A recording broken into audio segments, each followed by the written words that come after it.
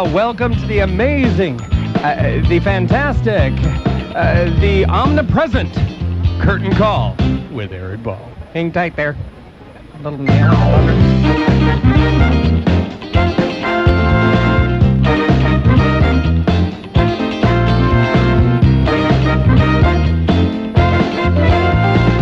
Omnipresent. Suddenly we're Jesus. I didn't know where that was going. Welcome to Curtain Call. This is Eric Ball. Yeah, right. JSUS. With me, as always, is Sean Critchfield. We're waiting for the amazing omnipresent himself, Glenn Heath, who's on his way back from the Smith Center watching Anything Goes, and so he should be here very shortly. And thanks for tuning in at this late night, as Glenn refers to it, Sexy Times version of Curtain Call. I should do the Barry White thing. Oh yeah. It's Curtain Call with Eric Ball. That's the worst. I'm gonna lay it down by the Yule log. Yule log. And we're gonna be kind of bringing you 2 hours of local community theater chit chat, if you will, and trying to get patrons in the seats. That's what this is all about. If you're just now tuning in and you're wondering, hey, what happened to that guy talking sports just a minute ago? Usually we do our show from 6 to 8 every Sunday. Every now and then we have to kind of veer things a little bit earlier, a little bit later, depending on whatever. But we're very grateful to KSHP for allowing us to do the show weekly. Anyways, the best way to stay in touch with us, however, is to like our Facebook page, and then that way you can kind of stay up to date with all the upcoming shows. And if you're interested in being on the show yourself, if you have a project, or if you just want to come and have a good time, you can contact us that way as well. Also, YouTube. YouTube is a friend. YouTube is good. Unless you're an amateur singer trying to make it into the biz, then it's terrible. But YouTube is also where we have all of our archive footage of every show. The amazing Glenn Heath does some great job editing our shows, and so you have video footage of what happens not only on the air, but you get the inside scoop of what happens and what we talk about after we go to commercial, which is sometimes even more fun than the actual show. I found. And if they're more the instant gratification type, they can also call in and chat with us. Yeah, our number is 221-SAVE. Again, 221-SAVE. For those of you who can't read, 221-7283. 221-7283. And we'll put you on the air. And you know what? I have a show coming up at Faith Lutheran High School. It's Legally Blonde, the musical. If you call in and chat with us, I'll make sure you get 2 tickets to the show. So, we are here today, ladies and gentlemen. And we're giving you a double serving of guests. Yes, we are. In Sexy Time. Sexy Time, double serving. That's how we double dip during Sexy Time. Oh, gross. Glenn is ashamed of us right now. Right. And Lysander too, but at least we didn't do chickens, Lysander. Yet. Lysander. Yet. We're bringing it's almost Easter, Lysander. I have to turn into a Cadbury bunny. Well, right now in the studio with me is Michael Connelly and Mick Axelrod. And Mick, we're going to talk with him. He's kind of hanging on because he's very patient like that, and I so appreciate it. But we're going to talk about his show coming up at LVLT for the Joy of the Sting. Actually, it's going on right now. And we're going to have Kearsten Kuroishi and Joshua Stackhouse coming up as well. They're on their way into the studio as we speak. But Michael, thanks for being here. Appreciate it. No problem. Yeah, and now Michael and Sean and talk about timing. Here's Kearsten and Josh right now. Hi, how's it going? Here, grab some. There's probably more furniture out there too. If we want to grab some furniture. We're moving furniture right now. Yeah. For those of you, I'm going to describe it because you guys can't see this action right now. Josh Stackhouse definitely grabs the chair. Yeah, as soon as Glenn comes in, he'll probably grab a camera and stumble cam it in grabs here, the chair. Yeah, and rolls it forward. Well, we have Kearsten Kuroishi and Joshua Stackhouse. Now, is Stackhouse your real name, or is that like is that a nom de plume? It's my real name. It's his real name. Okay, You're great. talking to the microphone. It's my real name. Oh, excellent. Well, his nom de plume is Stack to the House, as I like to call him. What's up, Stack to the House? Stack the house. That's right, Stack to House. Stack in the house. Or if you're on the street, it's Stack to Hizzy. Yeah. Yeah, we get Shizzy. Can you just say that for me real quick, Stackhouse? Which one? Stack to Hizzy. Stack to Hizzy. I like you so much. That is slightly brilliant right there. And they're with the Rainbow Company Theater, and they're doing a touring show right now called Across the Truckee.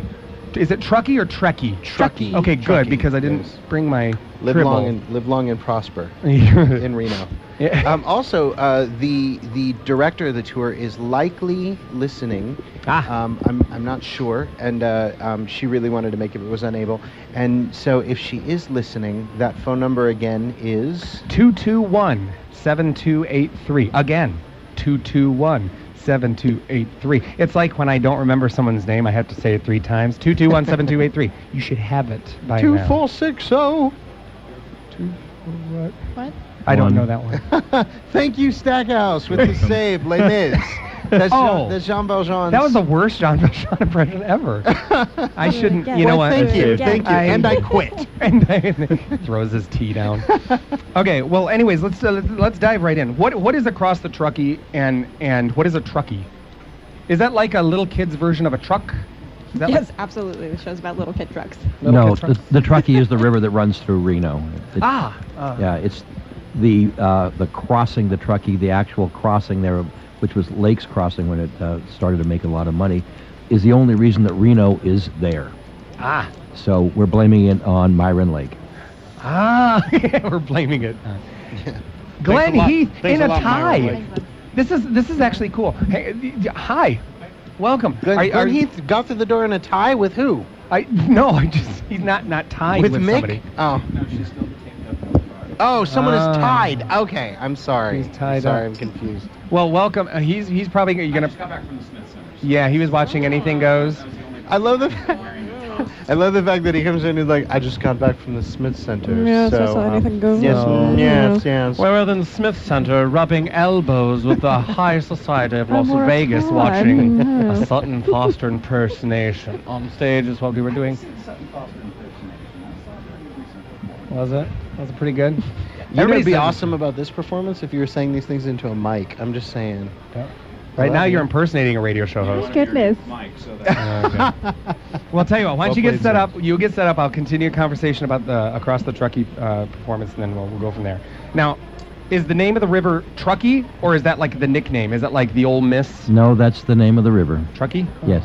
Okay. Now, this is a historically accurate play then, and this is actually, if you don't know, Rainbow Company, and stop me if I'm off track here. If I drive off the beaten Truckee. We'll drive.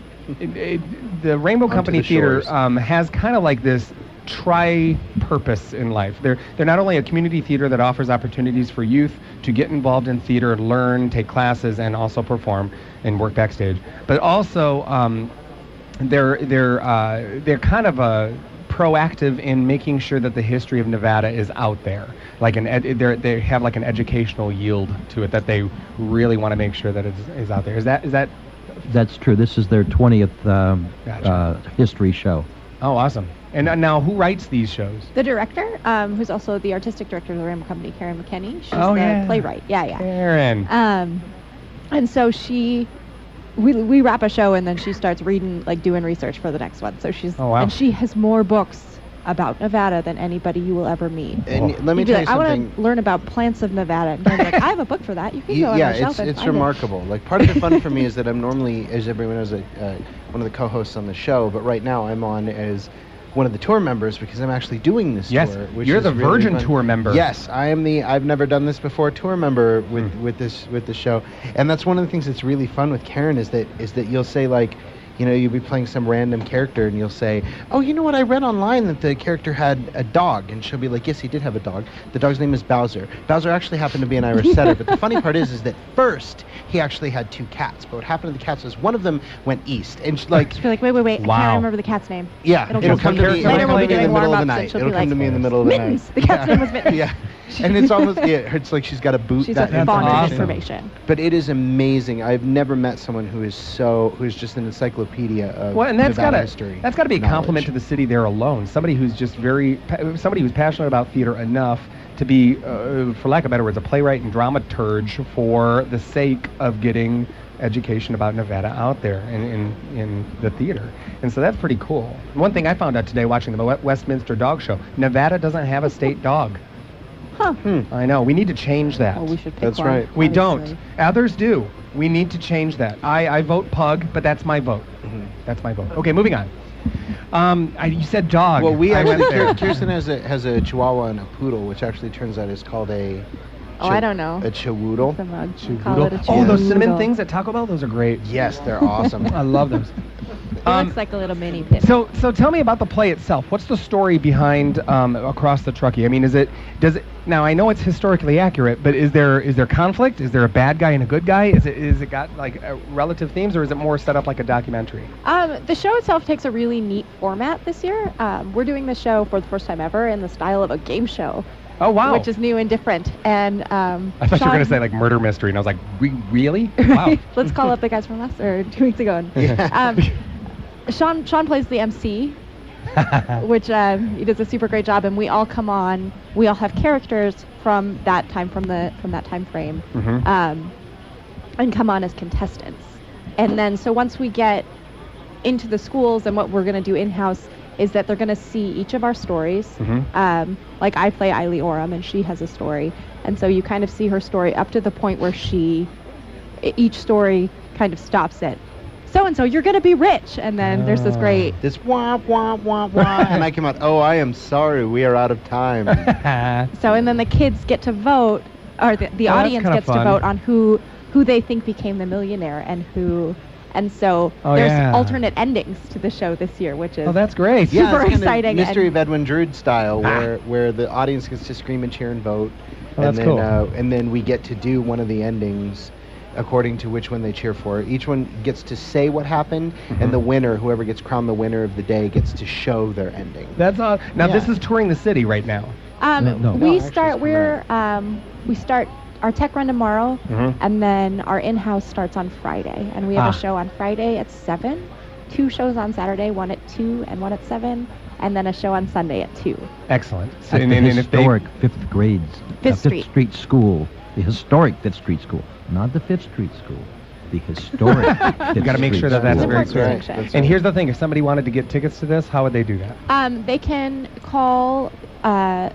They can call the Rainbow Company at 229-6553. They can go to artslasvegas.org as well and do tickets online.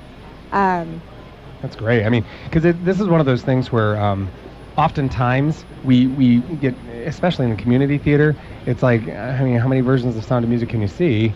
You know, this is something. This should be filed under original work. I mean, really, if you think about it. And I've always been a huge supporter. Get out and support original work, because that's, you know.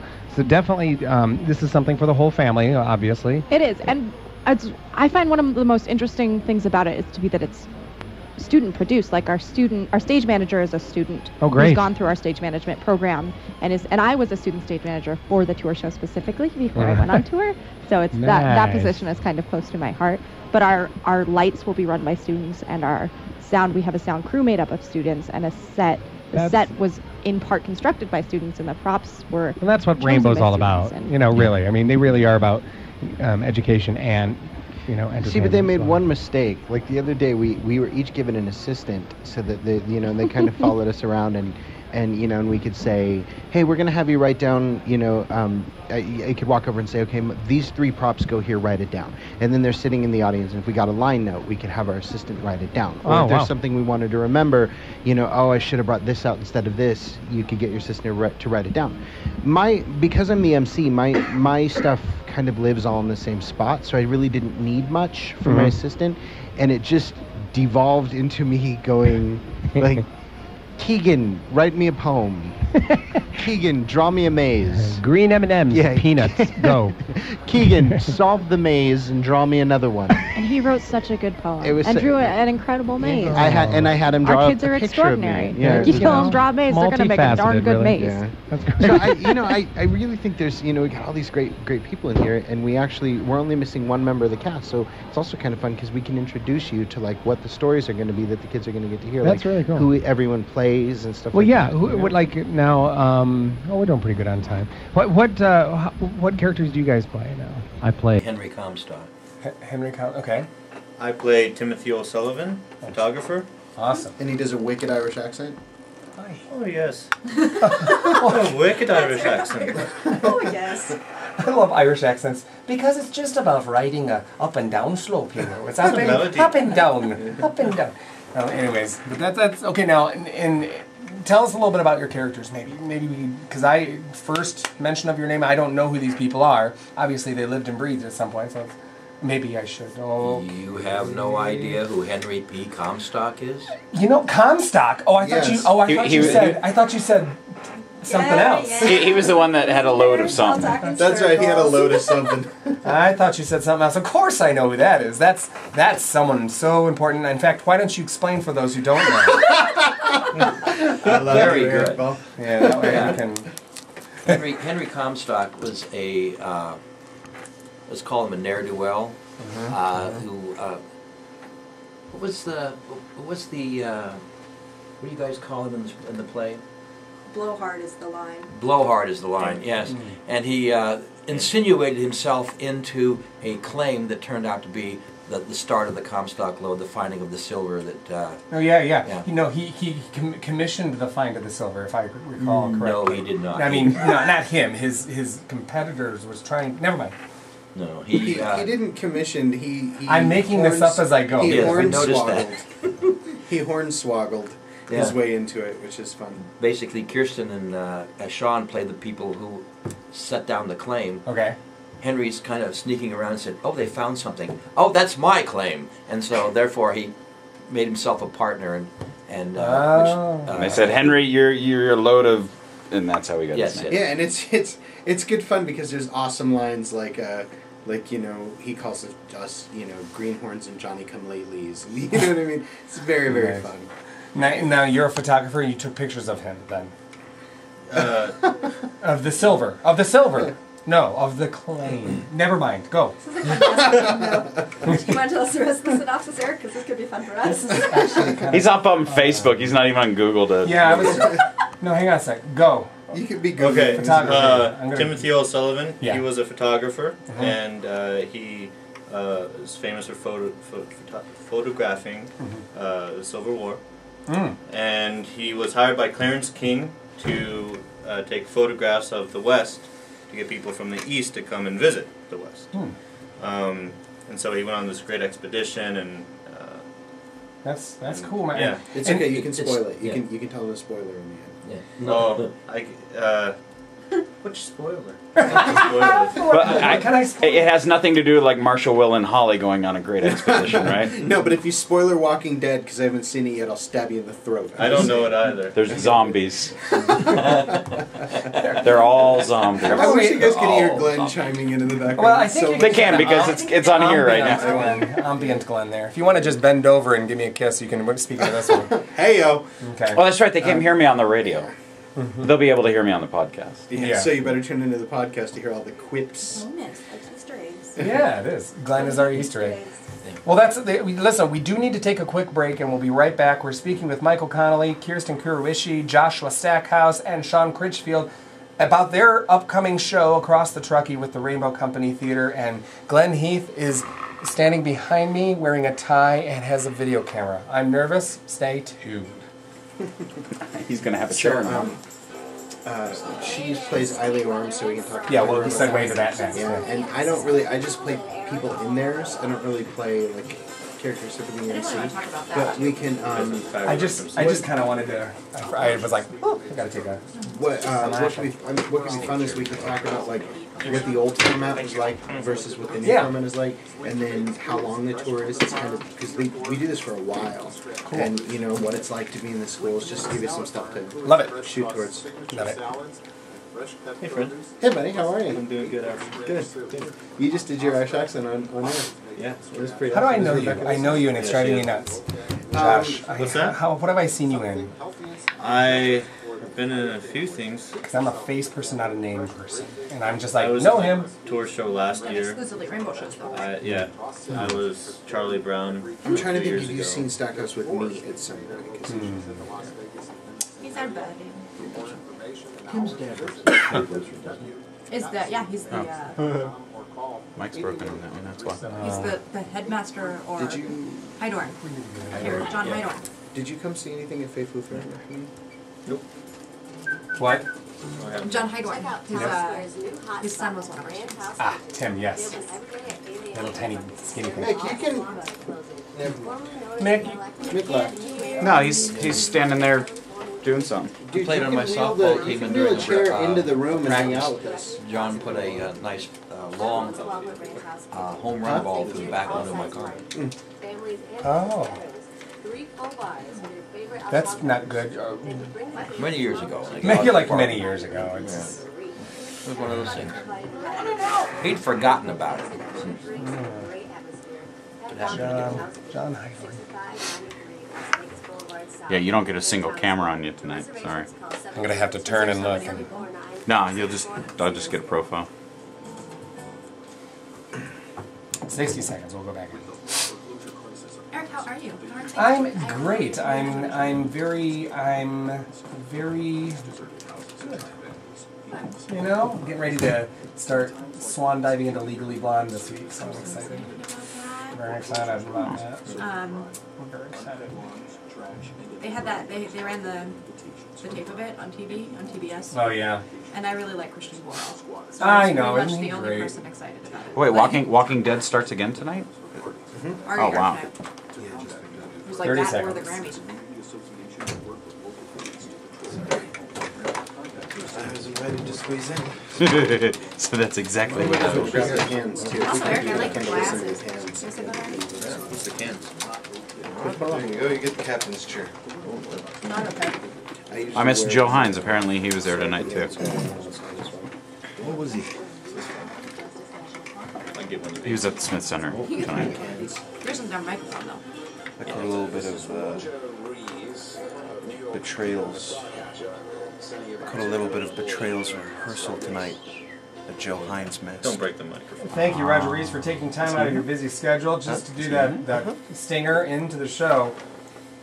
Don't I do an awesome Roger Rees impression? That was pretty good. Thank you very much. I'm very sad to hear that that's Peter and Starcatcher's going off Broadway to off. It's off Broadway right now, but I'm thrilled it's going to be at the Utah Shakespeare Festival next summer. It's a brilliant, probably one of the best. Isn't every theater off Broadway really? Like, yeah. What a anything subjective term. The tour is really. off Broadway. Just so you know. What does that make us? Is it off? Is it by state? We are also off You don't Broadway. add offs, you just add Fs. So it's off Broadway. Broadway, yes. After a while. Welcome back to Curtain Call. If you're just now tuning in, we're speaking with Michael Connelly, Kearsten Kuroishi, Joshua Stackhouse, Sean Critchfield, Mick Axelrod, Glenn Heath, Eric Ball, and Chris Scott's in the back. Kaj is listening and ready for us to go. We do need to do our remote to Kaj and find out how the weather is. We need to come up. We need to come up with a question for him. So Okay. as he waits in eager anticipation. How many Little Women does he like? Yeah, but anyways, what we're talking about. I really didn't want to. I'm glad you didn't hear that. We're going to talk about Rainbow Company Theater's upcoming production called Across the Truckee.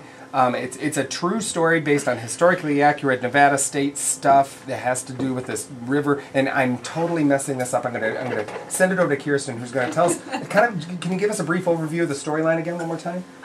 Yeah, absolutely. The whole show is poised as a game show. Awesome. And we get to learn the stories of people from that had to do with Comstock and developing Reno and developing that place for different reasons. And some of them, like I know my character and Michael's character were around at the same time and knew each other, but like Eiley Oram wouldn't necessarily know Josh's character, Timothy O'Sullivan. So between us, I play 7 or 8 characters, and Karen is also doing the costumes this year.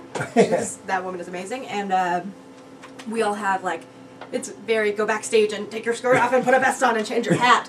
And so it's really very reliant. complete works of William Shakespeare. Very.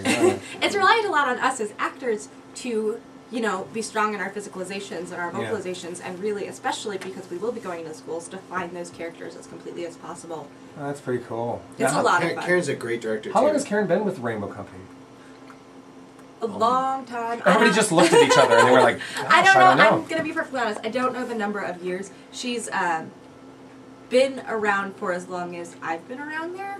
I started classes at 4, so I know no other way than Karen. When you were a hatchling. When I was very, very little. And my brother was in the ensemble before I was in the ensemble, so I was around there. Yeah, I've been around there for a very, very Some long might time. say Karen's a station of Las Vegas theater herself. What? I believe she was there for the second year. I don't believe she was there for the first season. but she's been there 35 years. Or something, you know, That's it's fantastic. We could sit around and guess at the number all day long, but Well, no, But she's a great director, and you know, like, and she's challenging too, and she makes sure that you are on it. She makes sure that you know what you're doing, and you know, and it's like, because it gets so fast paced that it's very easy for even seasoned actors to forget the very basics. Like, you'll come into a scene because you've just done this frantic change, and you come busting on into the next scene, and she'll stop you and she'll go, "Where are you going?" To the place that I'm supposed to be on the stage. Yes, but where's your character going? I'm gonna get back to you on that. Thank you. And you know, the other note that I got from her that I love is it's I great. wear makeup. You know, yeah, It's like- you know, it's great that you're working on these accents, Sean. But accents don't make characters. Boo boo boo boo. And, you know, Turn around it's and- awesome. You know. Well, that's now. Here's the thing. I'm a little confused, and maybe it's just because I'm ignorant about the whole touring thing. But now you have shows that are at a location that is just like a regular run, and then you're going to pick this show up and kind of uproot it, and then take it on tour across the city yes, we have that weekend in-house run, which is next weekend. at the historic 5th Street School. There it is. And then You should do It's so voiceovers good. for like Conan O'Brien and stuff. That's just that voice is. We and can all do then- a stinger. So we wrap that, we strike that on Sunday, and then we have a pickup rehearsal on Tuesday where we make the show tour fit.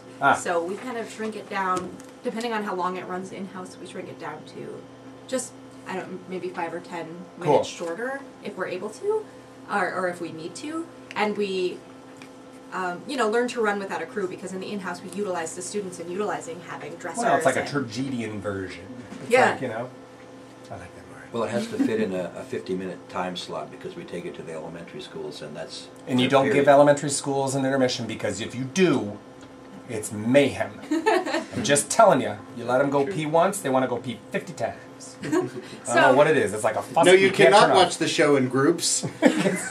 So we pick up on Tuesday, and then literally Thursday we start the tour. We go into the first school on Thursday. And the spaces a lot of times will be different. Like, every school has a different space that we're in. And so we kind of, as actors, have to amend those spaces and know, like, the flats are going to be a little closer together, or you can't travel the way you traveled before because there's a wall there, or... Tonight we're doing it in the Truckee. So that's, it's going to be... And the entire show fits, right now, without cutting anything, which is fabulous, the entire show fits in one truck. We take that truck to the schools. Taking it down the road in our own Truckee. The Truckee, the tour Truckee.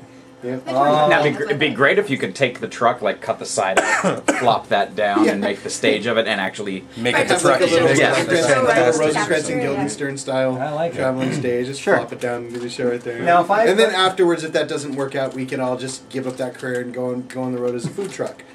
Or tailgating. Burritos for everyone. There they go. We come to see the show. Oh, Benny Hanna's go.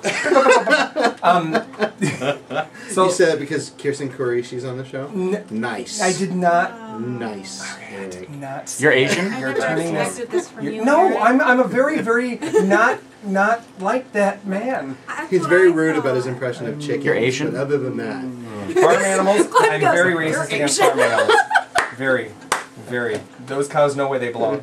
Anyways, but let's say so I imagine you have a tour schedule, you know where you're going. But if I was like a teacher in a school, hypothetically, and I wanted maybe the tour to come to our group or our school or our venue or whatever, how would we go about getting in touch with y'all? You would contact Karen McKenney at the Rainbow Company, and that number is 702-229-6553. Is that a hypothetical number? No, that's an absolute number. Absolute number. And you can, Is she'll it a be able to prime tell number? you which, I don't know. Hang on. Bonus points to anybody that calls in with that answer, because I'm going to keep talking about this. There are a number of open dates, so maybe even at the Faith Lutheran School. Ooh, Yeah, and we go to Silverado. Is it Silverado High Yeah, School? we're We going. went to last year, and we're I going think again. your kids would and love it, actually. Yeah, and you know what's funny is that, can I tell you something? Just from a teacher's perspective who has dealt with the occasional assembly, anything that's not being spoken at the kids is welcomed. You know what I'm saying? Anything that's a show You know what I mean? And then if you can like make it entertaining and historically accurate as well, I mean, win-win-win. I mean, you really have a like a captive audience there. And also another thing that I love about this, and I can't speak about past tours. I can just speak about this one. It's my first time, but which also that's one thing that I definitely want to do is because I haven't had an opportunity to ask this question. I'd like to hear each of their favorite tour madness stories, which I think would be a lot of fun. So that'll give you time to think. I want to hear like when things go crazy. Yeah, like I don't know, like a piano flipping over or something like that. But when trucks go wild, when truckies go wild, No, I'll come back to truckies flipping going piano wild. later. But I love the fact that the show doesn't talk down to the kids, which I think is fun, and also to the point where there's a few things in the show, a few bits of humor, and not that they're by any stretch inappropriate, but there's a few bits of humor that I definitely think the kids won't laugh at, but the teachers are going to chuckle at. I call that little Shrek humor because Shrek is like made for kids, obviously, but there's always like an inside little adult joke here and there that the kids goes way over their heads, but the adults sitting there with their kids go. And I think there's a little bit of that for the teachers to go, oh, that was good, that was cute. You know what I mean? It's just little weird things that are in there for them, but I love that's where the standard is, that it's not talking down to the kids. And just so you know, I have to share this because it's fun. Please. And I've told you this many times, and usually when I say this, Eric goes, I played that too. But I played the Cowardly Lion in The Wizard of Oz. I played the Cowardly Lion in The Wizard of Oz too. And Karen actually, we just did a Cowardly Lion fist bump. For those of you on YouTube, you have to tune in for YouTube to see that. But Karen was my director. And one of my favorite notes I've ever gotten was from her. She said, Sean, you are not Bert Lahr, and you will never be Bert Lahr. In your wildest dreams, you will never be Bert Lahr, is what it was exactly. And she said, so don't do Bert Lahr, which is really nice, to be able to do the line from a fresh approach and not have that, It was really nice. Anyway, the point is that she was the first person to cast me in the lead. So to come back to this years later after working all over the country in regional theater and summer stock, working professionally on the Strip, working all over the place, to come back into that room and to feel like a little kid again and to just want to just please Karen it's really wonderful, and it's also and it's amazing because I come in and I'm like, I just really want to do good so that Karen's proud of me. I'm a grown man and I'm like, are you proud of me, Karen? So halfway through the rehearsal run, she's like, Sean, here's your note. You're not Bert Lahr. You'll never be Bert Lahr. The rest of my life, I just tried to be Bert Lahr. Your character needs to have motivation in his blocking. You just don't go from point A to point B, Sean. Not just because I told you. I mean, you know something? The most infinite wisdom that I ever received was from my people that have kind of impregnated the love of theater in my head from the beginning. You know what I'm saying? So it's gross. It's not impregnated. I beat you to it. Glenn out of microphone. As I wandered back to that statement, I realized there was about 2 or 3 things wrong with it as it came out of my mouth. Oh, there's more than 2 or 3. Well, you know something? When the love of theater squirt forth from my loins. And impregnated your own head? Can we go to commercial, please? Oh, the comfort. This is like when Bill Cosby did his 10 o'clock show. He could get a little randier with the cigar. I'm going to give my headset to Glenn. He hasn't had a chance to talk, and then I'm going to No, because it's going to be in here. I want to steer. Here, seriously, it's your turn. You can have my Tootsie Roll. Okay. But I'll inappropriate. I have candy here. What's wrong with you guys? I'll be using the sound from this microphone. Okay. Okay, so I'm going to steer it with my nose. Before we derail too much further, because it's late night curtain call, should we do the crazy stories from each of them? Yeah, please do. I'd love to. I got derailed when I was talking about being pregnant. We all did. Make one up, Stackhouse. This is Josh's second Okay, I year have water back on there. the tour. So he was the new kid last year. Yep. That is a crazy story. I was a kid once too. Because we looked over at him and he was like, I don't have any crazy stories. Well, what character did you play last year? I played Jimmy last year. His name is Jimmy. And Jimmy had a backstory, I'm hoping. Yeah, he did. He was a minor. Born in a small Scottish town. Jimmy was a kid, or Jimmy chopped for gold? Yeah. Some people do heroin. Gold. What did he find? Nothing. guano. Oh yeah, he found guano. It was about poop last year. Yeah, there was even a song about poop. Karen Do you guys remember the Jay poop wrote a song? I don't remember the poop song. Are you kidding me? I'm suddenly reminded of George Carlin, and I know I can't say Poop it. song, yeah. Which, who was it you that was saying that writing a poop song is brilliant because you know all those kids go out on recess and sing the poop song. That And is. it was like with the first. Do you remember the poop song? Yeah, I just sang a little bit of it. I just Were sang you Sing it, able to sing it. have them like Crazy. singing with the chorus? Can you know, we hear Yeah, some they poop do. song? They chime in a little bit. Can we hear some poop song? Michael Connelly sings some poop song. Wait a minute. I get off headset and we're talking about poop. Yeah. You were talking about impregnating your own head, so we can talk about It poop. was fun because we. All fair. The show was about bat guano and its Ah. value, and so we would mention guano, and then Josh was so lucky; he was the first one that got to say poop for the show. Yay. And like, it was just kind of hush hush, like he said, "You mean it's poop?" And if you say poop in a school, kids Oh, yeah. go nuts. And That's I was it. so I jealous. freaked that out. you Was guys- there any If you moment? say poop in this room, No, somebody said bat guano, and I'm like, no. poop song, poop song. Poop song. Poop We've got song. actually 6 requests on Facebook right now to hear the poop song. For the poop song. Do we really? No. That's awesome. Yeah, right. Just trying to I'm trying encourage to you. remember. It's just bat poop. Poop and it makes things grow. Dig a little deeper and watch the pony grow. Scoop a little poop of the bat guano, and just before you know it, you'll be raking in the dough. Yay! Poop song! Now that should be our stinger Bat going into guano's full commercial. of nitrates, folks. Nitrates is good for the soil. Yeah, I just eat kale. That's all I Brush your do. teeth, kids. Drink milk. Dig guano. And in the in-house too, like it's just an interesting thing. Like it was a very accurate thing, and Karen did research about bat guano and its value, and Very like value. that was a thing that happened that they found bat guano and it was valuable and they made money from it. So to make that, like she picked a really great story to turn into a show because of the interest in poop. Like you say poop and people are like, Yay! "Oh, poop, this I is can great." relate. So, And I got to tell you that I'm going to get the audio from this, and I'm going to make that song my new ringtone. It's gonna be a new Get a ringtone. little It's gonna poop be a and hit watch on it iTunes. grow. 99 cent ringtone on iTunes. I will make a link for that exact song, and we'll put up on our Facebook page. So Nice. I mean, it was everyone can have just brilliant. bat poop, ringtone. Did Jake 99 cents. YouTube? See how I can Did take Tom back. put that up on YouTube? not that I know of. I cannot. Wait, is that song copyrighted? I'm sure it I'm is. sure. Boys to Men had it before you did. Wow, I picked one group, Boys to Men. That's Michael, where I'm tell at. us your crazy tour show story. I'm sure you have one. Michael, how long have you been doing the tour? This is my 10th tour in a row, but the crazy one was from the 11th one that I did many years ago when we were doing Aladdin, and we went to Round Mountain and Winnemucca, the Round Mountain Winnemucca tour. I'm sorry, was that a Rainbow Company tour? Yes, it was. Was that an Indian plantation? We did. What, Winnemucca? No, it's a stop on the railroad. It was a stop on the Transcontinental Railroad. Is one of those places. It's up northeast of Reno. Ah, It's on the way to.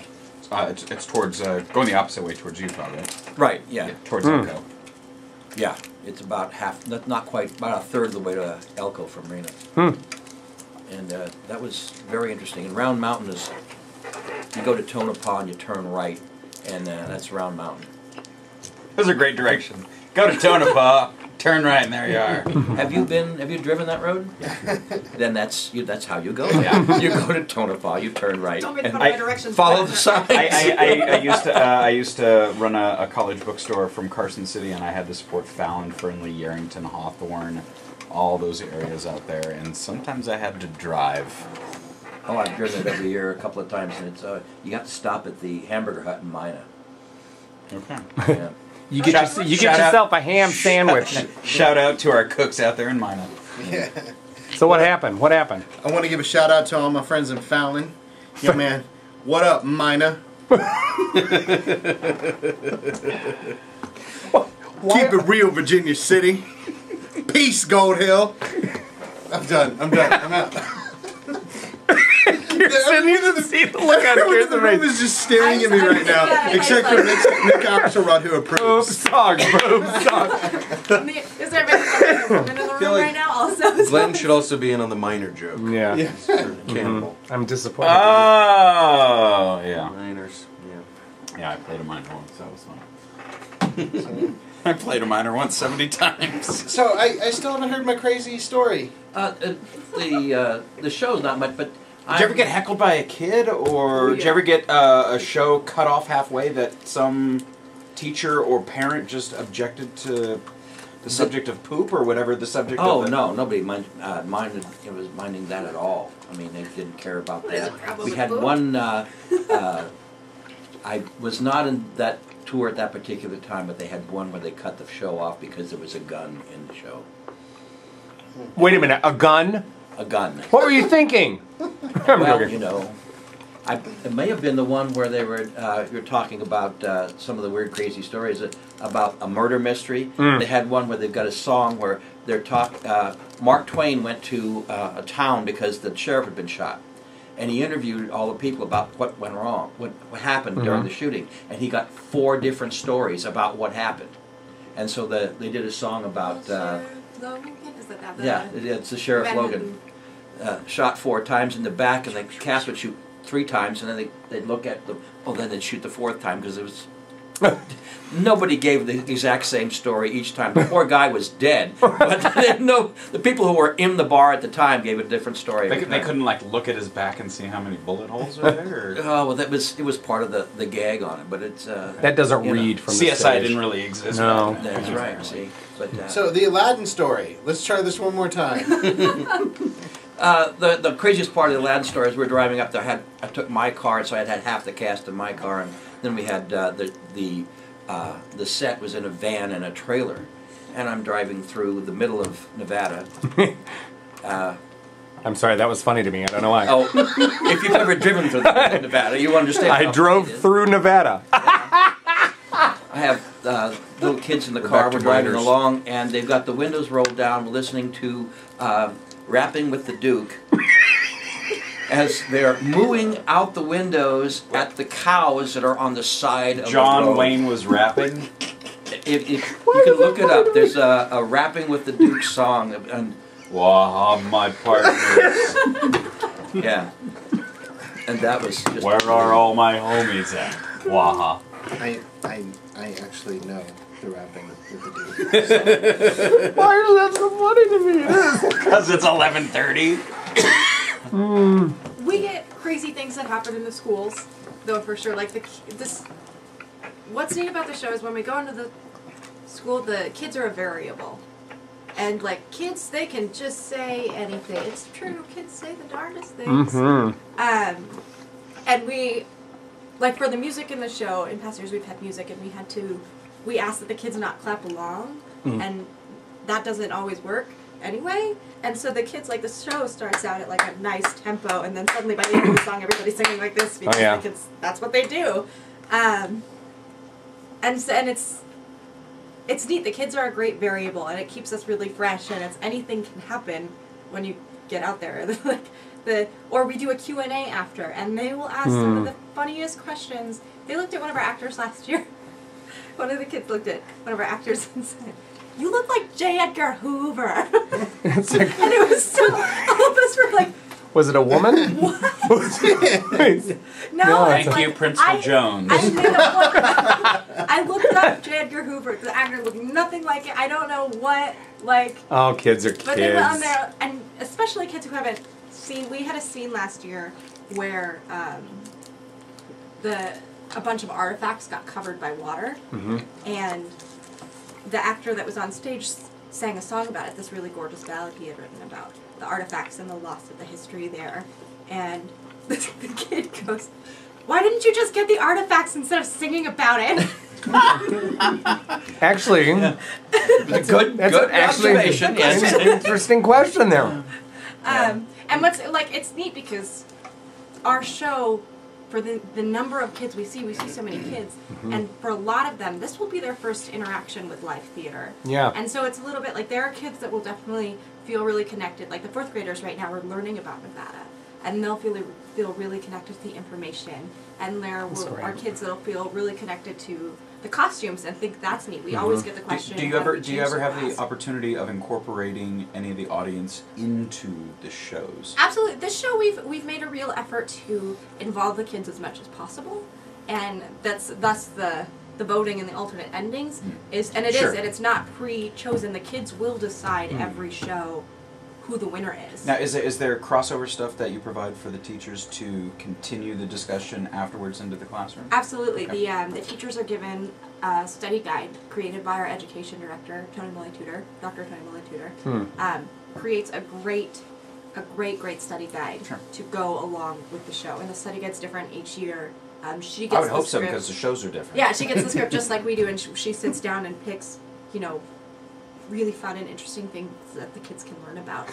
There's an interesting thing that I found out about in the course of this rehearsal that I think is fun to bring up and talk about. It's an interesting aspect to this. What's that? They were celebrities in Goldfield, and they said that it was interesting because Goldfield is such a small community that the reason they were asked to come is because they were doing a show about Goldfield, and they were dealing with people in the stories that people knew in the town. So I thought that was really fascinating. So it'd be like the backyard gossip almost. It was such an interesting experience because we went, like the people from the town, the council from Goldfield or whoever had come to see the show. No pressure. Here, yeah, and they were like, we loved it, come to Goldfield and we want to, and the town's so small that like all of Goldfield came to the show. And when we got there, they were like, you're the actors. Oh, you're the actors. And they were so excited and they showed You're us. playing me! Yeah, they took us around and they showed us.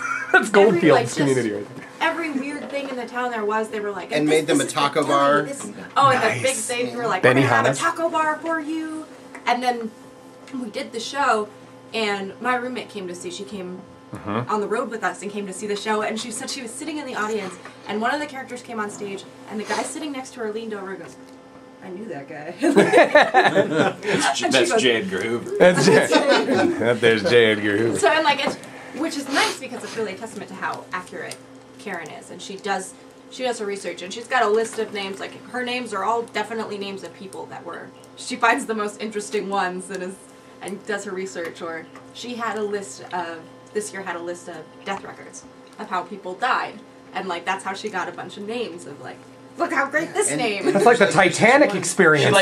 She's that person you actually see walking around the graveyard taking notes. Like paper rubbings. There's also we do these commercials in between. We go to commercial in it, which is really fun. And we're doing different products like Bristol Carpet Sweeper, and little jingles. Nice. Period accurate. Yeah, Trotter's Oriental Dentifrice tooth powder and things like that. And with captions that she pulled out of old ads, one of them is the Kimberly-Clark Company. It's the first rolled perforated toilet paper, and the tagline in it is reasonably priced and splinter free, which is directly off of an ad.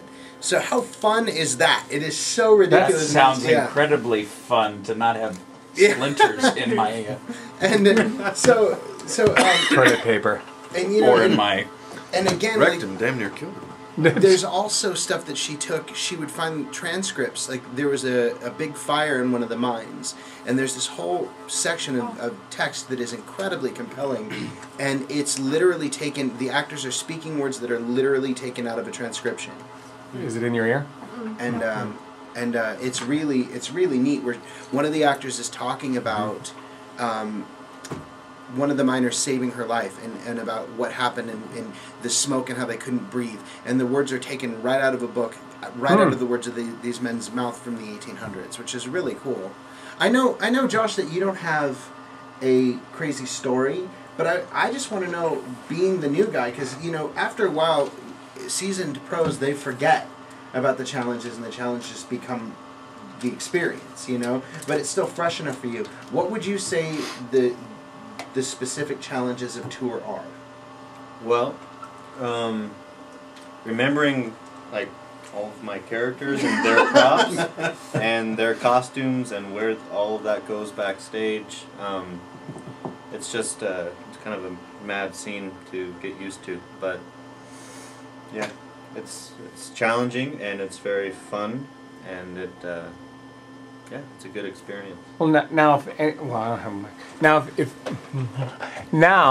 anybody wanted to, okay, here we go. Let's say hi. Come here. Get close to me. Come here. Go to your surround sound. If anybody wanted to be involved in the company of one of these shows, they wanted to audition and be an actual character that tours and stuff, how would they go about doing something like that? They would contact Karen McKinney as well. So a lot of emails going Karen McKinney's way. Yeah, she, like us in the tour show, being a lot of characters, we wear a lot of hats, literally, and Karen wears a lot of hats just on her side on the production end as well, especially this show. And she directs it. It's a beautiful story. Excuse me. Every year I've gone to her, she's directed, so she's definitely the person to talk to. That's great. Being she is the director, so. Okay, well let's take another here real quick. Let's take another commercial because we do have to take one, and then I know what we're gonna call Kaj and ask him to do. I challenge you, Kaj. You have 15 minutes to come up with a new poop song. That is your mission. An appropriate poop song. And sing it as John Wayne the Duke. Yes, sing it as John Wayne the Duke. A rap, poop song. a poop rap. You as John Wayne.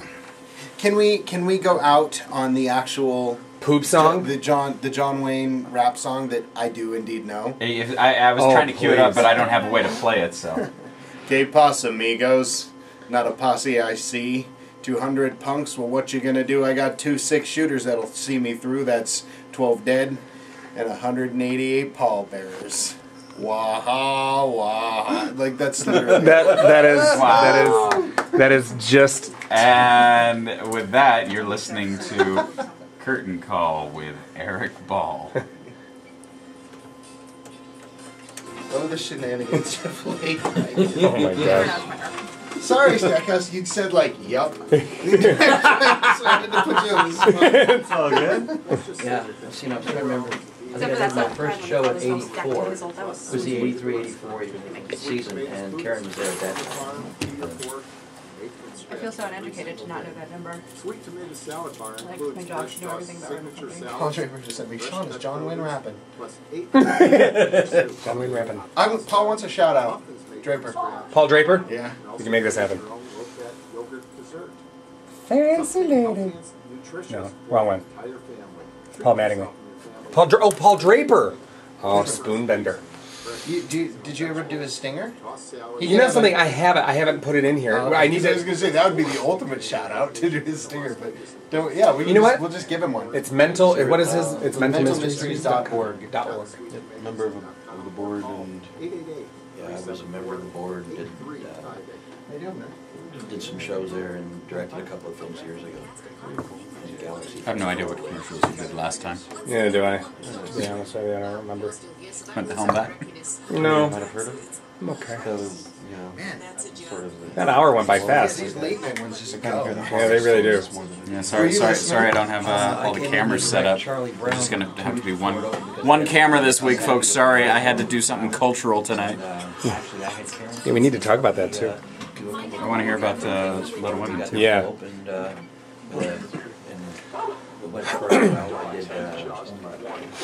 Oh.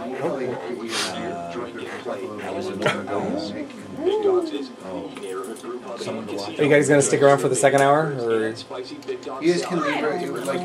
We'll probably wrap up and then get Mick on, but you guys are welcome to stay or go. It's completely up to you guys. I'm probably gonna steal a headset, so. That is up to you. If you want to stay, why don't you stay for home and I'll just. Yeah. You stole another one of your waters, that's for sure. And then I got to get up and teach tomorrow morning. I'm gonna scoot back short. I'm gonna do another 45-second. Yeah, you can actually turn it straight from the base. Let me give you Kaj's number. You have it, don't you? Well, we'll call him here in a minute. Yeah, I want to give him a good 15-20 minutes so he can come up with I'll something. give you the number so that you have it when it's ready to call. Hand me a pen, please. Sure. To raise and curve. Godge. Okay. I love this pen. Gosh. What kind is it? It's a Pilot 05. Look at that. Gel pens. I like the tall pens. Just want to write. 449-5319. Script. What? 5319. Back in 15. Ooh. That's lovely. 10. Keep going. Look at this. It's a green autograph pen, too, for baseballs. Because it's nice and inky, but it doesn't just like spill. Yeah. You want to grab one and I'll grab one? Yes? No, you got one. Oh my God, you're It's listening. okay. I'll make him here and jump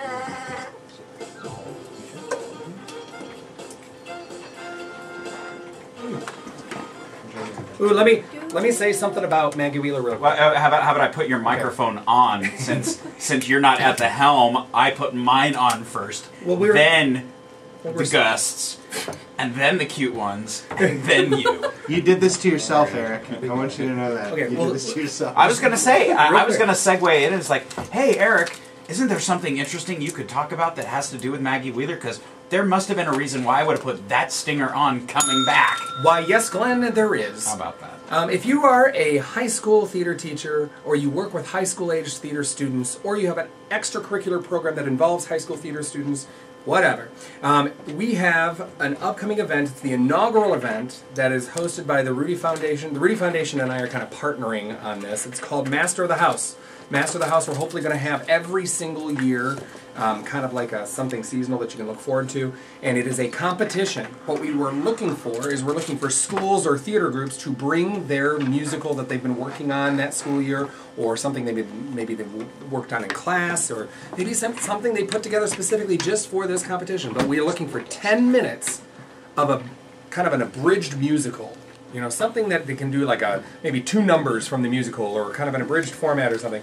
And what they do is they come in and we have adjudicators. We're going to get some guest adjudicators to kind of judge this showcase. Would it be awesome if you got Judge Judy to be an adjudicator? Judge Judy and Judge Alex. And what's the one from People's Court? Judge... Wapner. He's dead. Wapner at 11. I was just saying 11. Judge Judy Walking as Wapner. an adjudicator. I thought it would be... Walking I Wapner. was just doing wordplay. It could be Wapner. Anyways, we have a guest adjudicators, and they're going to figure out, based on a rubric, of course, who comes in first, second, third. And we have a guest MC this year. Our celebrity guest MC is Maggie Wheeler. She plays Janice on TV's Friends.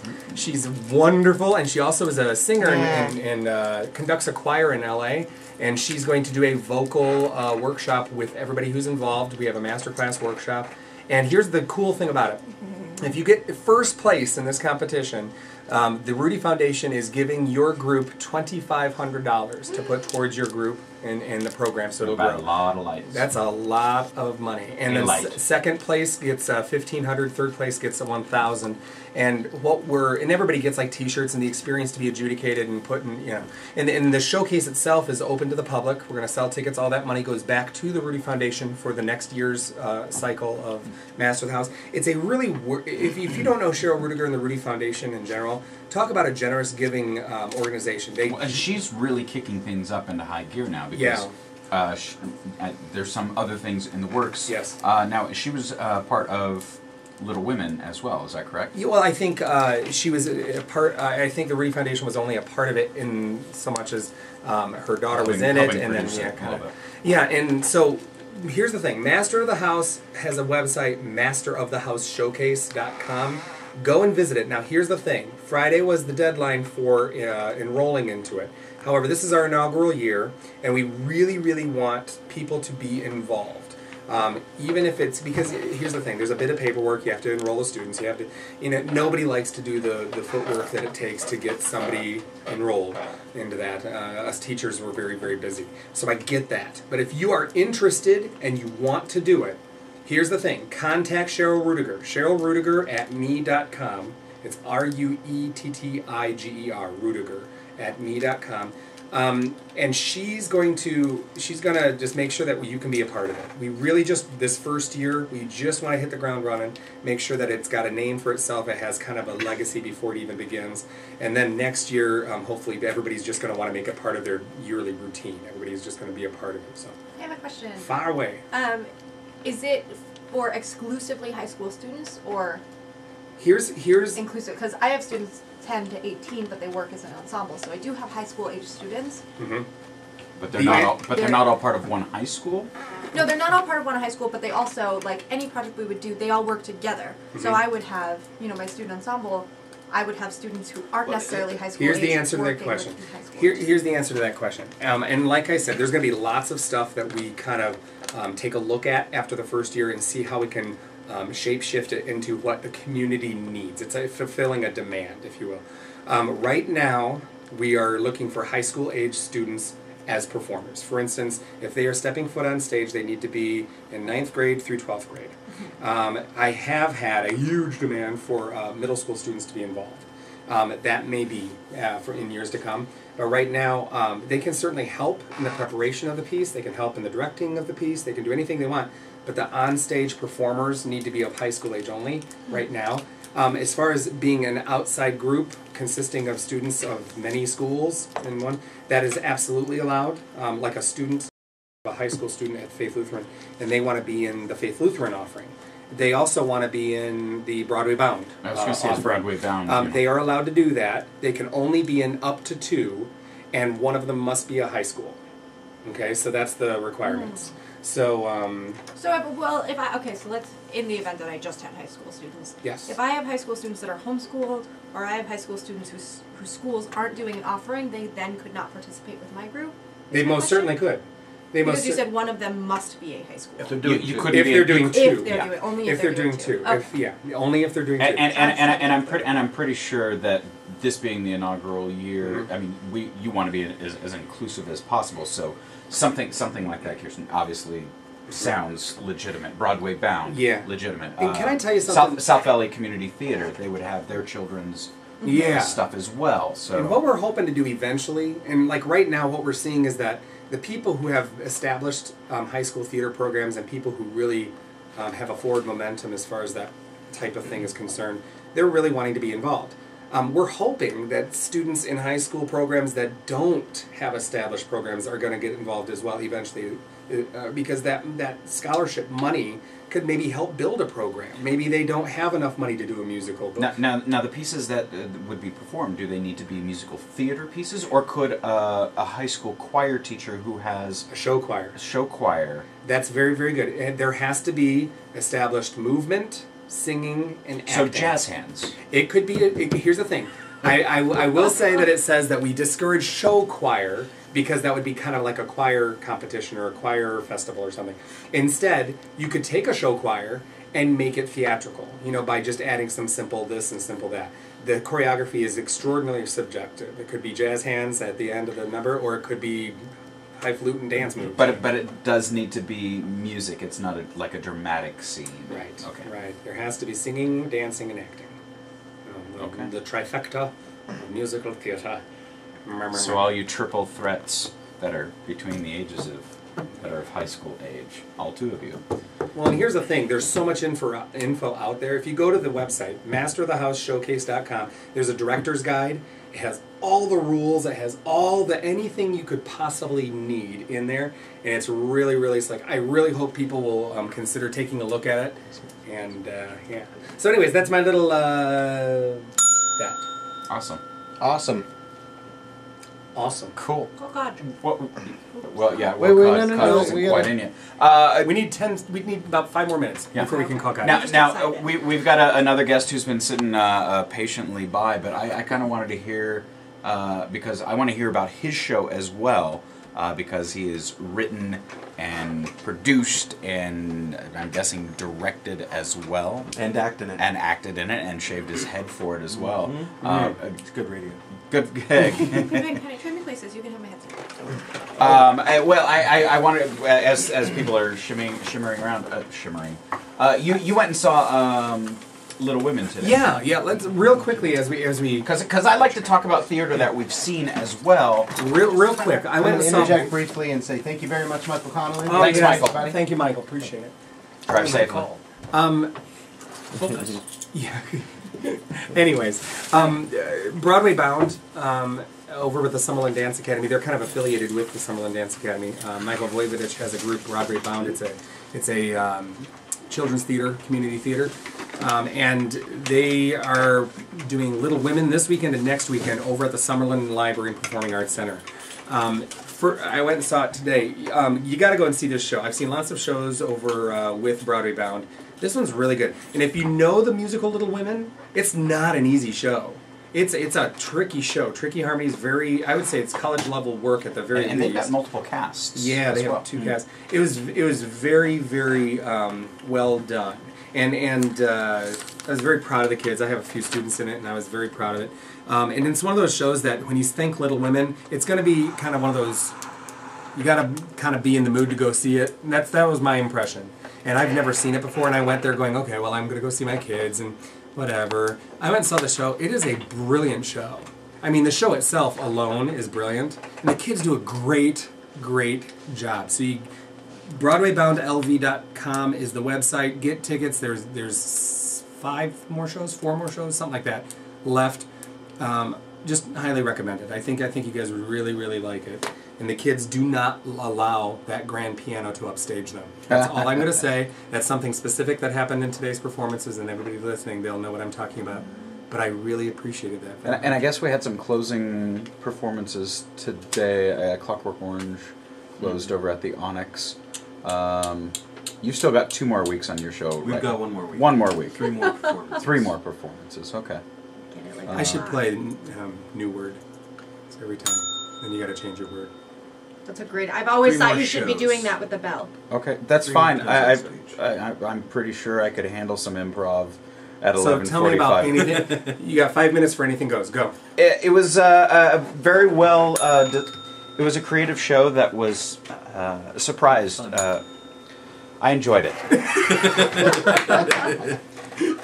I'll be good. I had heard some different reviews by friends, and the Sutton Foster impersonator. Mm-hmm. Well, you know what?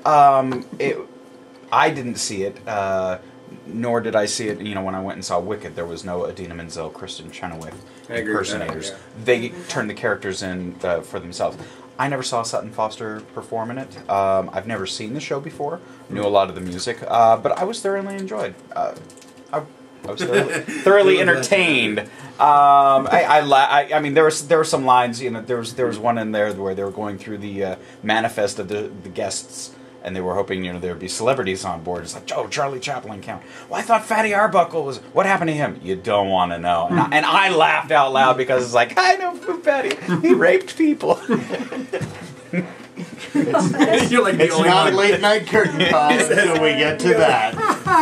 He raped me. But no, I enjoyed it. I'm not sure if tonight was closing night. I think it was, because I think they were only there for a week. But I enjoyed it, and there's some songs in there that are like, okay, I want to learn that song because that was funny, and it's like, oh. It only has one set too, right? Well, and it's modular a little bit because they are able to wheel out staterooms, and then they expand the poop deck. Yeah. Poop.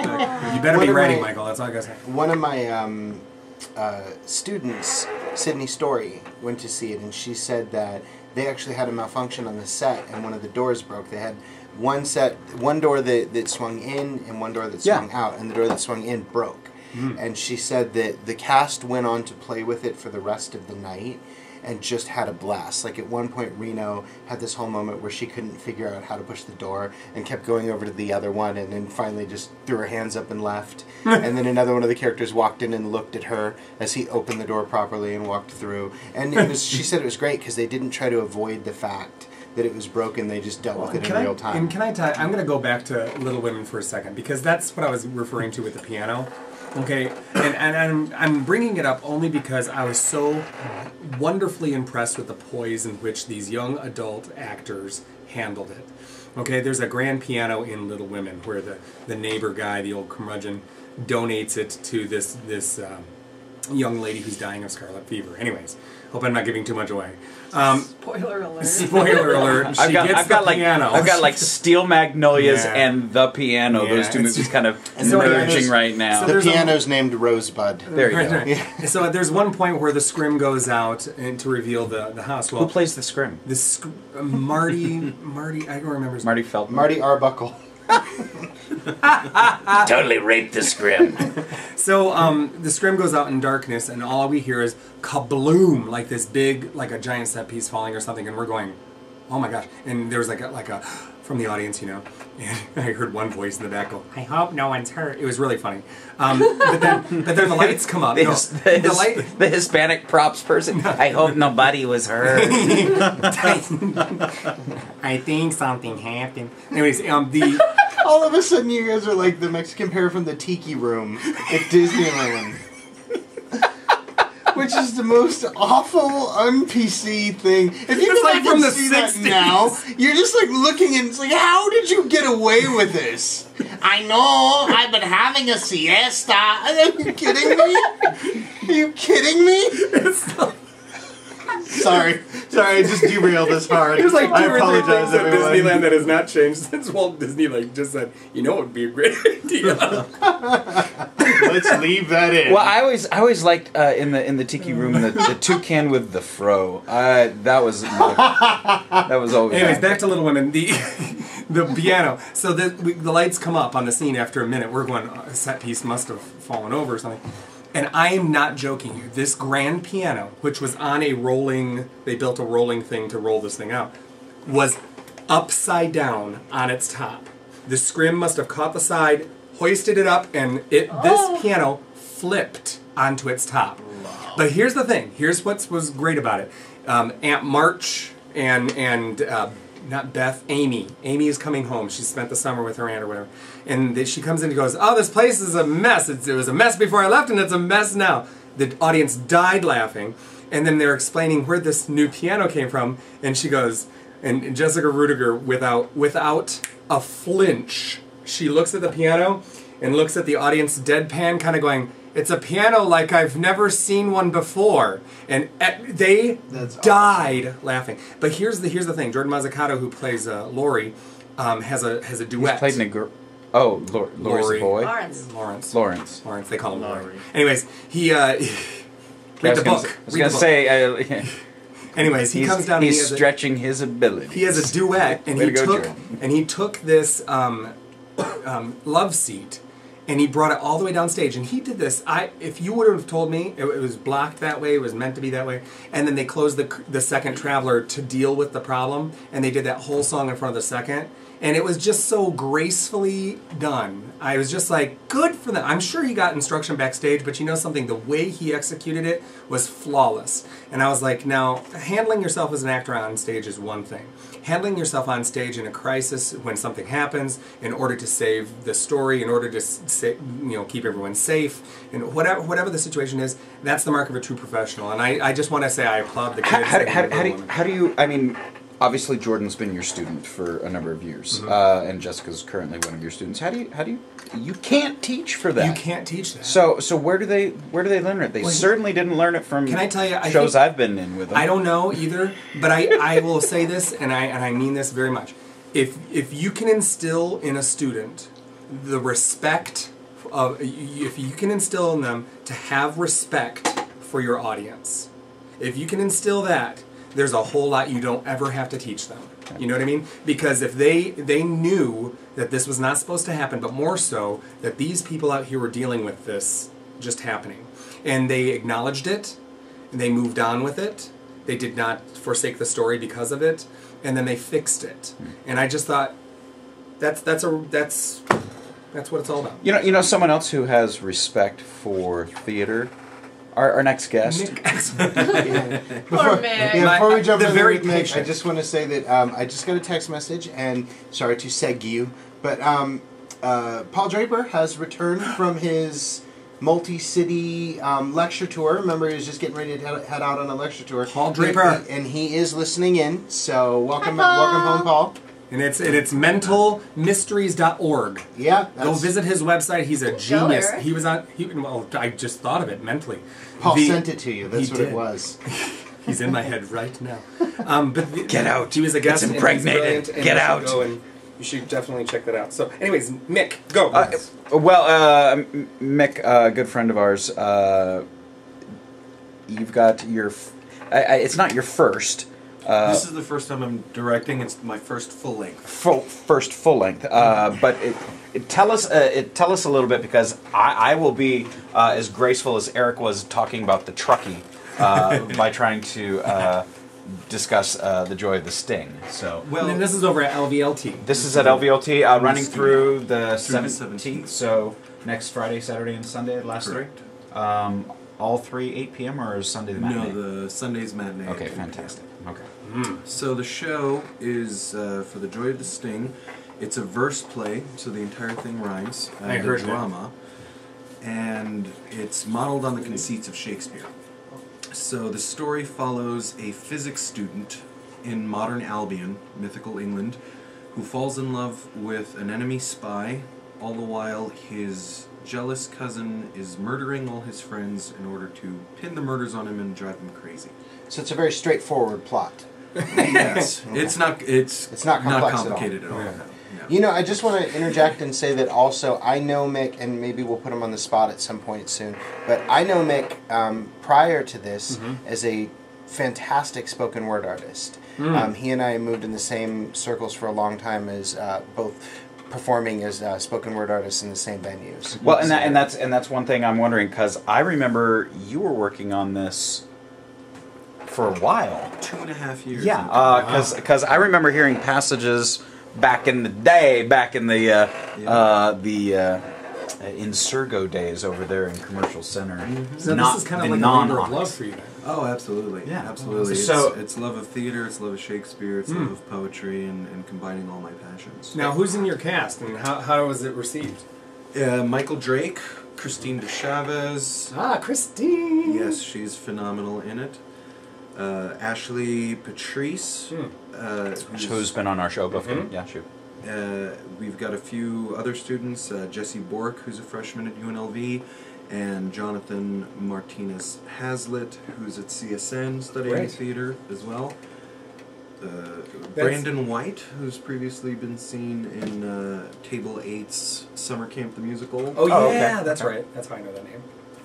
Well, that's great. And now, this verse, how is it received by the actors? Because is it something that you just have to approach like Shakespeare? Yes.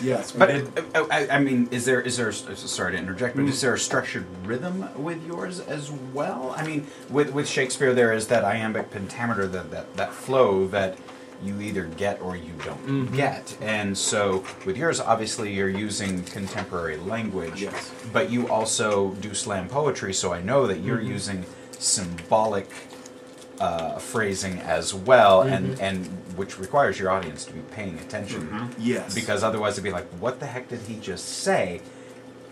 And it has its meaning, so obviously you have to convey that to your actors as well, if they're not familiar with we worked about 3 months in total. I cast in November. At the end of November, early December, we did a read, and then I started working one-on-one with the actors to make sure that they knew what they were saying, what other people were saying to them, to get some of the in-references, because it's set in England, in an alternate England. So there are geographical, specific references, and so it had been very much of a process. In regards to the meter, it is in iambics, but not necessarily pentameter. Okay. And being that the entire thing rhymes, we were we paid a lot of attention to not playing the rhymes. Okay. Is that if you can, you just say it the way you would say it, and the rhymes happen. Just let them happen. Kind of like when I go and see Shakespeare, you even if you adore it, even if you are really, you're welcoming to the idea of sitting down and enduring a 3-hour stretch of Shakespeare. You know what I'm saying?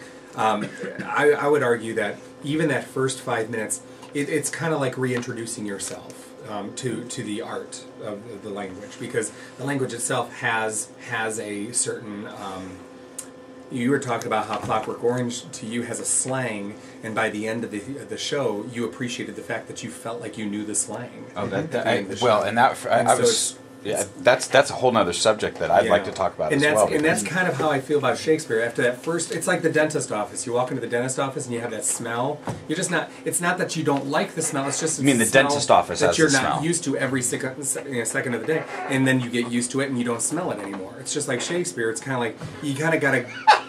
Shakespeare has that smell, but once you've sat in the dentist chair a while, you don't really mind it. Well, and at the end, you both get a prize. So, well, there you go. Well, I was talking about the Clockwork Orange because I studied Russian in college for a number of years, and wow, why? I mean, not why. That was rude. That was rude. But it happened to be because I was on ROTC scholarship and cool. didn't really know what I wanted to do. I had to take a foreign language, and I just fell in love with the Russian culture and language. I just ordered 5 Russian plays yesterday, so. But Why did I find that funny? I did. I don't know, but some of the things, because I was talking, and they were saying, in Clockwork Orange they say horror show, that it was a real horror show, and I was like, yeah, and he's like, because it means good in horror show. Oh, I never horror show. I never picked up on that. Yeah, and I was just like, and then so a lot of things just kind of clicked, because it took me until the second act of Clockwork to really get into the flow of the slang, of the Cockney, of the English and the Russian. And so with you, Mick, segueing back into for Joy of the Sting, which I want to ask about the title as well. Is there how long is the learning curve for the audience? I mean, do you get people sitting there glassy-eyed and trying to figure out what's saying, and do they get it, or I mean, how do you? This is the first time for you. Yeah. How do you get them integrated? Yeah, and you're in the show, but do you have an opportunity to gauge the audience and go, okay, here's something I can change, because this is something that I'm presuming you want to move forward with. Yes, for as much time as you've put into it. Oh, absolutely. This whole process and staging it actually has been part of trying to fine-tune it. So why did you put yourself into it, if you don't mind my asking? I mean, I know why Pete Rose coached the Phillies and played for, first base at the same time.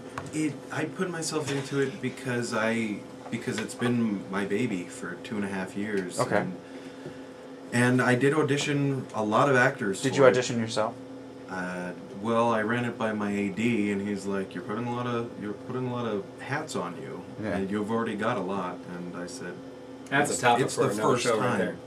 It's the first time it's going up, and I want to be on stage with it. That's where my passion is performance. It's not behind the scenes. So. Well, and on the flip side, did you? Well, and there's another question. Was there anyone involved with you in the process that you could have had direct it as well? I mean, obviously there's 2 things involved with you on that. As the writer, you want your words to be given life, and as a director, you can certainly push your actors to do that. And it's so fascinating, too, because I totally respect that, and I'm a little jealous. I'm a published, produced playwright, and one of the things that I'm very specific and very careful about is never letting my words be precious. Like when I go in, because you have to be really careful, when you're in there, because like sometimes in the initial process, I like to have a director. Like I had one friend who did it, and I had a couple of these superfluous monologues, and he circled them in red and crossed them out, and he looked at me and he said, "There's nothing you can write that I can't cross out." And he was right in retrospect, looking back at the monologues, but I had to let go. But with something that's written in verse, and especially rhyming verse, you can't. You don't have the luxury. Well, you can. I mean, and that's part of myself being involved in the production. Is I would have my AD, or I'd have actors struggling with lines, and I would recognize that and say, okay, let's cut this. How do I fix this? So it's changing the lines on the spot and saying, okay, write this down. This is what we're. This must be great for you, because you've lived with this piece for 2 years now, and then to finally see it kind of come to fruition in like flesh and blood. It must be like the ultimate workshop for you. Oh, absolutely. Absolutely. Yeah. Workshop is precisely. And I was going to say, to counter what you were talking about earlier, was there anything that you were kind of worried about going and presenting this to an audience, having kind of held it so close to you for so long? People not necessarily getting it, or not having full breath breathed into it. If it gets pantomimed, if it's only half done. Well, and you did get some criticism on that as well. We have a critique, or a reviewer, and he wasn't negative, but there was, and I don't remember, there was a couple of things that he had said, and you took them as positives. I'm trying to remember what Davale had said. He was there this Friday. His review hasn't come out yet. There was what was it then? City Life has come out. Maybe that was it. That's it. The only negative she had was the length, and I believe she came to see opening night where we were running a little long, but I was really shooting for 2.5 hours for it. No, and I don't mean to be critical at all, but I could have sworn that there was something that was posted, and you're like, I can accept that. And, that was the attitude. It's like, yeah, if that's the worst you got to say, that I'm happy for that kind of comment. Oh, absolutely. I welcome criticism, and I've told all my actors, like, tell me the parts that you think don't work. If they're too long, if this whole thing is about streamlining it, making it as concise as it can be, and making it ready for production. For example, there are fights in the show, and I only scripted one. The rest I said they fight. These things kind of happen, but there was one that was beat for beat, and we went to stage it, and it didn't work at all. Who did your fights, out of curiosity? T.J. Larson. Awesome. Ah, Good guy. TJ. Good guy. Yep. If you'd have gotten Sean Critchfield, they might have worked. You know what? I'll be honest. He's a busy I just man. want to see Sean honest with you, Critchfield there and TJ Larson there are have a many- sword fight. That's what I want to see. I'd like to have him have a beard off. I'm sorry. Sean's beard could take TJ's beard. I'm just gonna put it out there. Sorry, TJ. You I don't have know. a lovely TJ beard. TJ has a TJ Facebook has a page. lovely beard, but Sean's TJ's beard beard. could take TJ's beard in a beard cage match. Put it out there. I'm just saying that one of my favorite posts during that whole war between his beard and my beard, which I didn't participate in. Other people started doing this whole fight between our beards. My favorite comment was posted by Tim Burris, who said, Sean Critchfield's beard is my Patronus. I do remember that. So that was good fun. But, and I got to tell you, too, I'm looking forward to seeing it because I have often referred to Mick as the smartest poet I personally know. Do you consider it poetry, the play? Oh, absolutely. Okay, so it's kind of, here's the thing. You can take the play in many different types of doses. You could take it as theater, you could take it as rhymed couplet type. Well, honestly, if he has something radio friendly, I'd love for you guys to hear something, because he works in all these different modalities, and he works in all these different form, and he's like, he'll come back and, like, I have like 3 or 4 modes of poetry that I write in, and that's it. I throw in an occasional haiku, but he's like, this is an acrostic poem, and this is, he's got a poem where it means something. The words are in a specific order, mean something recited forward and backwards. That's insane to me. That's insane to me that his brain works like that, and it is literally some of the smartest. He does this great things where he'll do. It's not only that it's. It's like you're like he is. I lose my knife when I'm making a peanut butter and jelly sandwich. Yeah. That's. I wrote a 2-hour palindrome.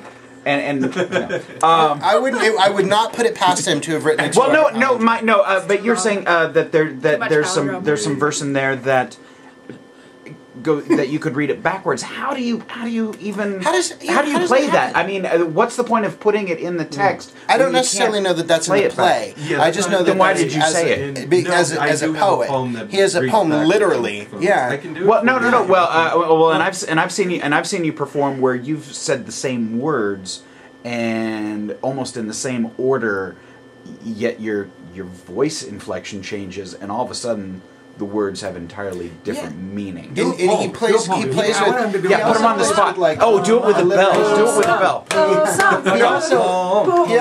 With a bell. He also does like he'll play with alliteration, but it's not just alliteration for alliteration's sake. It also begins to strike a rhythm. Like I've heard him do poems where the alliteration becomes not only alliteration but a drum beat. And it's just like you've got to be kidding me, awesome. So we'll do it.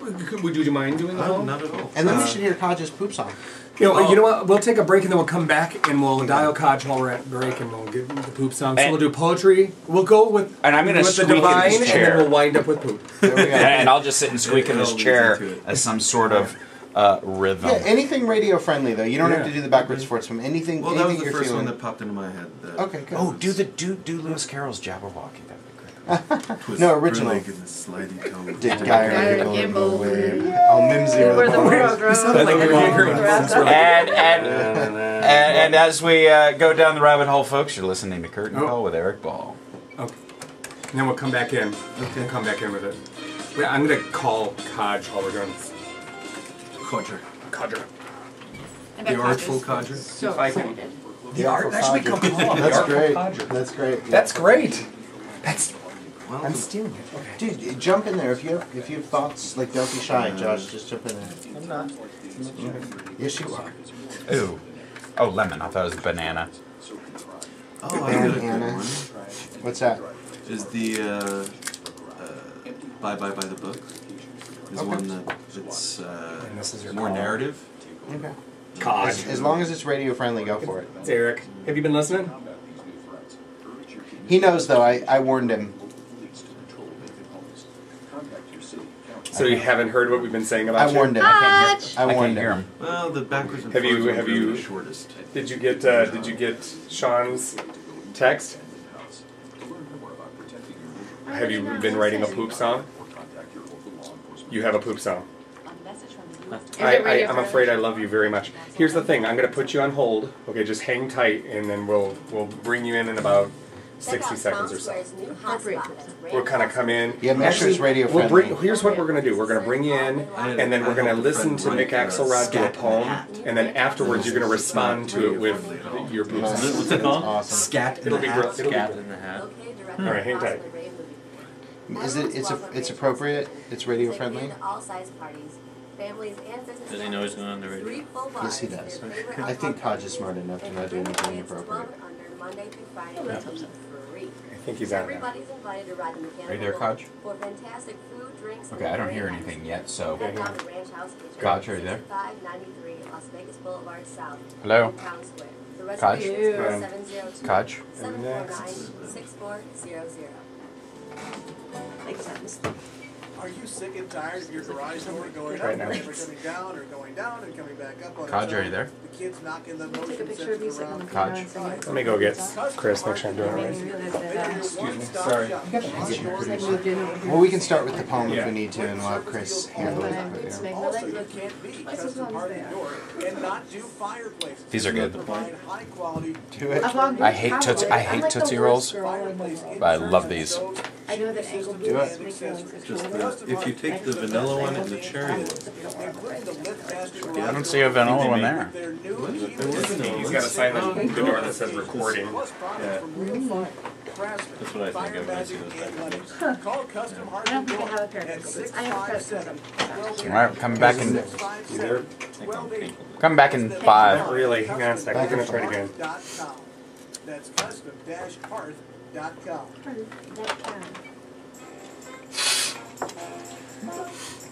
This is Sarah Salzberg from Spelling Bee, and you're listening to That's a lot of S's. Sarah Salzberg. Sarah Salzberg was spelling bee. Yeah, that stinger had alliteration. That stinger had alliteration. Maybe that's why Glenn chose it. He's good with the singers. Yeah, see, I mean, I didn't know, but I knew that there was a couple in there that had some fun poetic things. And I like segueing that way. I'm usually horrible with segues. Gosh! Wait, well, you've got Can you hear Codge? Codge, are you there? I can hear you. Anyone with headphones on can hear you. Codge. Hey, We need to start with Mick, though. yeah, we're gonna have a little epic rap battles of history. I love that. We need to preface this. We challenged Codge earlier when we were talking about the poop song during Rainbow Company. And Codge, for those of you that weren't listening to our last Sexy Times with Eric Ball at late night at 10:30, and you're probably not listening this late either. But Lysander's listening. Codge is Lysander going to will be get you good. Codge is going to be our go-to person out on the beat. That's right. Every now and Our then. on location. So, anyways, Mick Axelrod is here. He's doing For the Joy of the Sting over at LVLT in the Black Box Theater. It's this upcoming weekend. Playing three more times, the 15th, 16th, and 17th. And let me tell you, if you haven't ever seen anything in the Black Box Theater at LVLT, It's actually in the studio. Oh, is it in the studio? Yeah. Beg your pardon. LVLT has a wonderfully kind of a welcoming and intimate environment. And it's a great place to see some great live theater.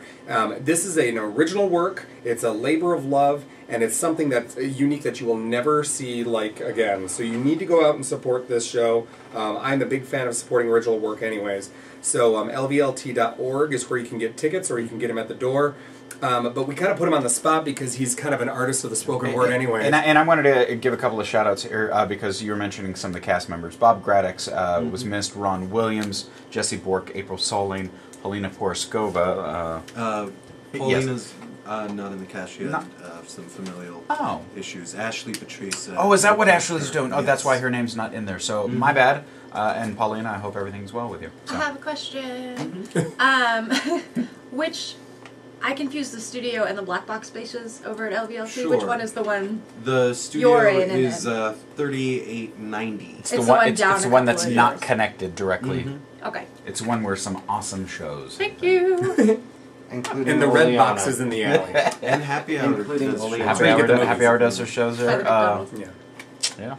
All right, so we put Mick on the spot. We wanted to hear a poem because Sean, I've never seen Mick perform, but Sean has seen him perform and Glenn has seen him perform, and it's he's a master of the spoken word. So please, I'm going to put you on the spot and say, share with us one of your originals. This is one of the shorter ones. This is Any Which Way You Make It. You can read this in which and any way that you please, because you're still going to make messes with the greatest of ease. In nearly a year, we're still here. Though the road has been rocky at best, both east to Far Rock and westward to Staten, yet we'll always have Brooklyn, our center, to stand in. You see with flaws come perfection. If this I could see clearly on the daily basis and still think it uneerie, it's like you keep peering down deeper than self still exists. The proverbial we turned subsequently to reality because I'm pissy, preoccupied, and preposterously prone to prissy fits of pessimistic pretension. If only this, the things I never say every day, you make me see myself in a different way. You make me see myself in a different way. If only this, the things I never say every day because I'm pissy, preoccupied, and preposterously prone to prissy fits of pessimistic pretension. The proverbial we turns subsequently to reality. It's like you keep peering down deeper than self still exists on the daily basis and still think it uneerie. You see with flaws come perfection. If this I could see clearly, yet we'll always have Brooklyn, our center, to stand in, both east to Far Rock and westward to Staten. Yet nearly a year, we're still here, though the road has been rocky at best, because you're still going to make messes with the greatest of ease. You can read this in which and any way that you please. Nice. I like it. That's- Do you see what he did there? That is wild. I've heard that one a number of times. And That is I wild. love it every time. That is wild, dude. All right. It's just brilliant, man. It's all about inflection. It's brilliant. And to another form of high art. Yeah, we've got Michael close. Now we put Michael on the spot here. We said, build us a poop song. Oh, guys. Well, take it away. Dump it on us. Whoa. Guitar. That's a compliment.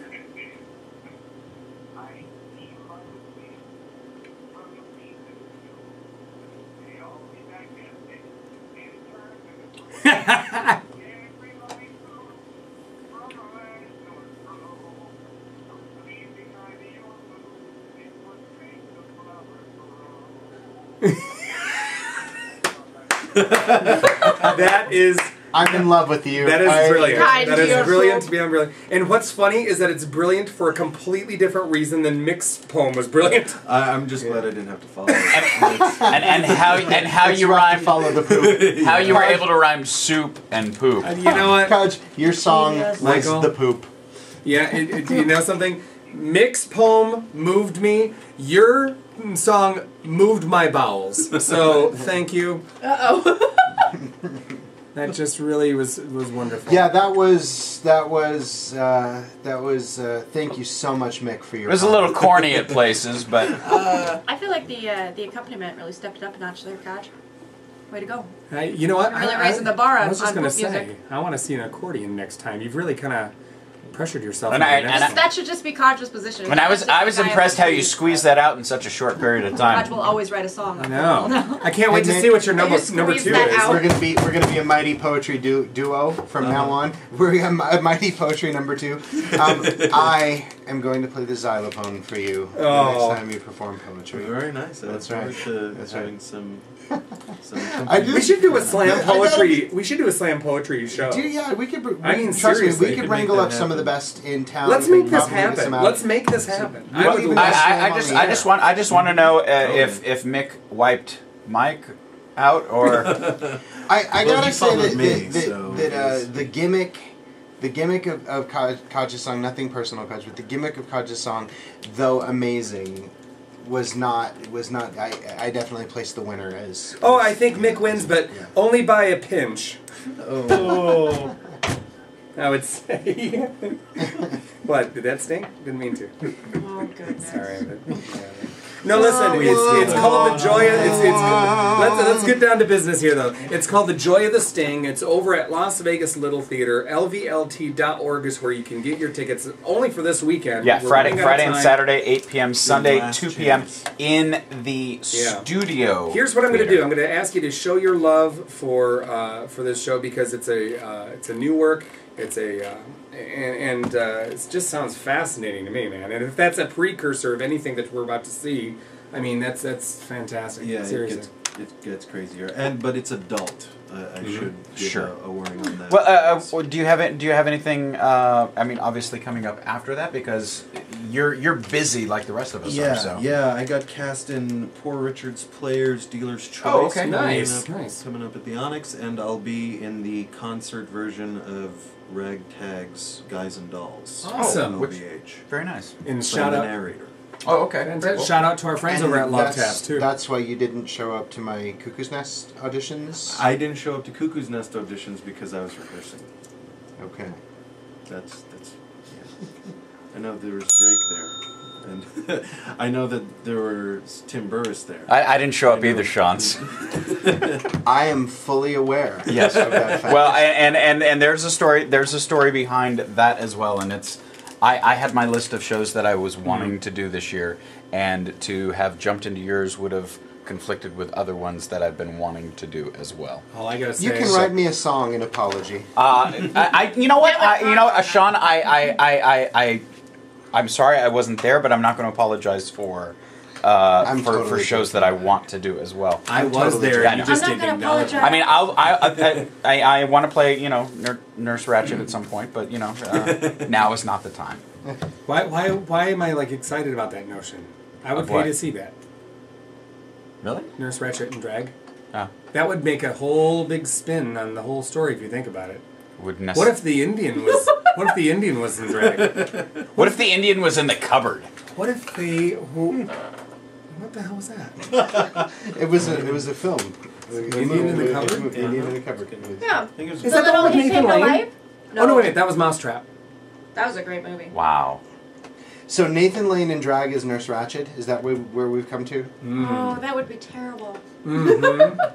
Yes, it would. So Joy of the Sting. Well, yeah, Joy of the Sting, and then we've got Guys and Dolls at LVH for one night, March 28th.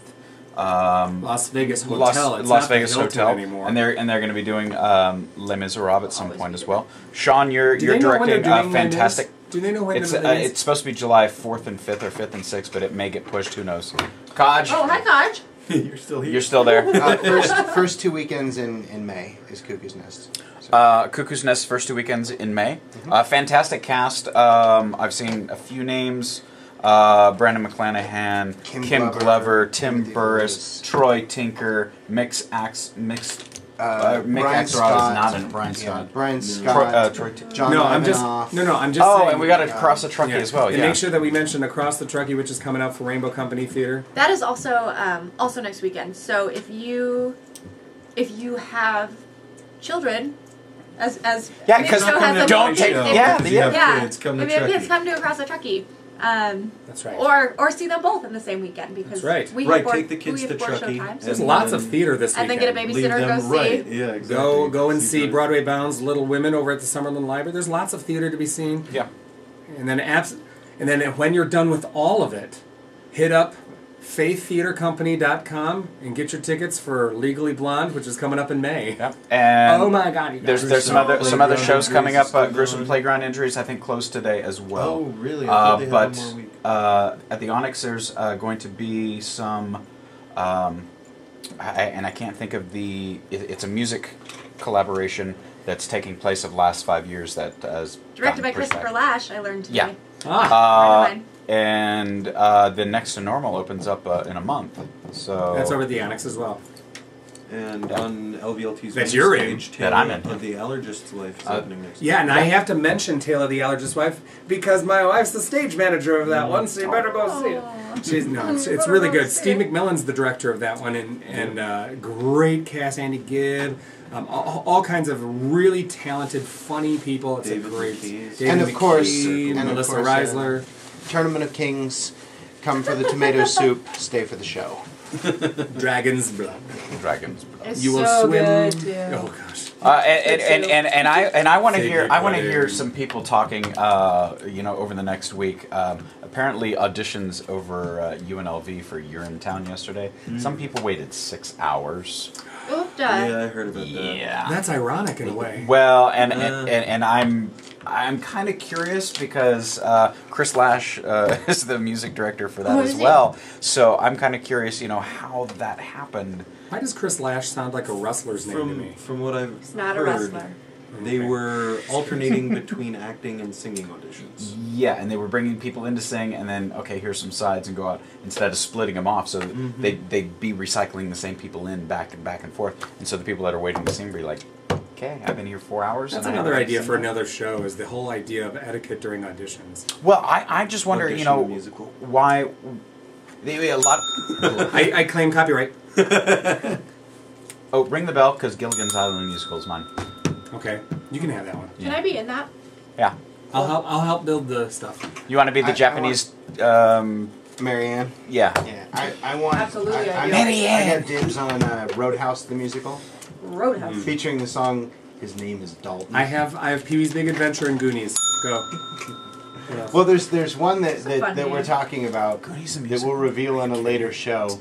Maybe if you tune into the YouTube, we'll talk about it. I'll mention it off the air. But Eric and I are actually in cahoots. On Yeah, I want cahoots. to... Well, the cahoots are because people are going to have to start bidding for Super Summer Theater pretty soon for next year, right? Pretty soon. For next year. Yeah. Pretty soon. So I'm curious what Eric might be bidding. I don't know what you're talking about. I don't either. Christy Miller, call me. Love you, mean it. Love you. Well, we got about 10 minutes to just kind of like open. Let's play a game. What is Kodge, are that? you Shanae, still are Dungeons you- and Dragons? are you Kodge is still on the phone. Should I hang up on him at this point? Kodge, no, he's like listening to CNN in the That's right, you can background. hear it in the background. Well, I hear porn in the background, so I'm. It's squid porn. Oh, you got the iPhone app finally? Yeah, if you guys... I wish we could make some money off of that. Guys, if you're tuning in right now and you're listening to this on an old-fashioned radio on AM stations, there's a more technologically savvy and convenient way to listen to this And show. better reception, too. Oh, yes. Mobile. It is mobily, and you can listen to the whole K-Shop rating shopping show throughout the course of the week, but certainly tune in for Curtain Call, and you go to the iPhone App Store, and you search for KSHP. It's a free app. You download it, and you can listen to it live on your iPhone. It's really, really convenient.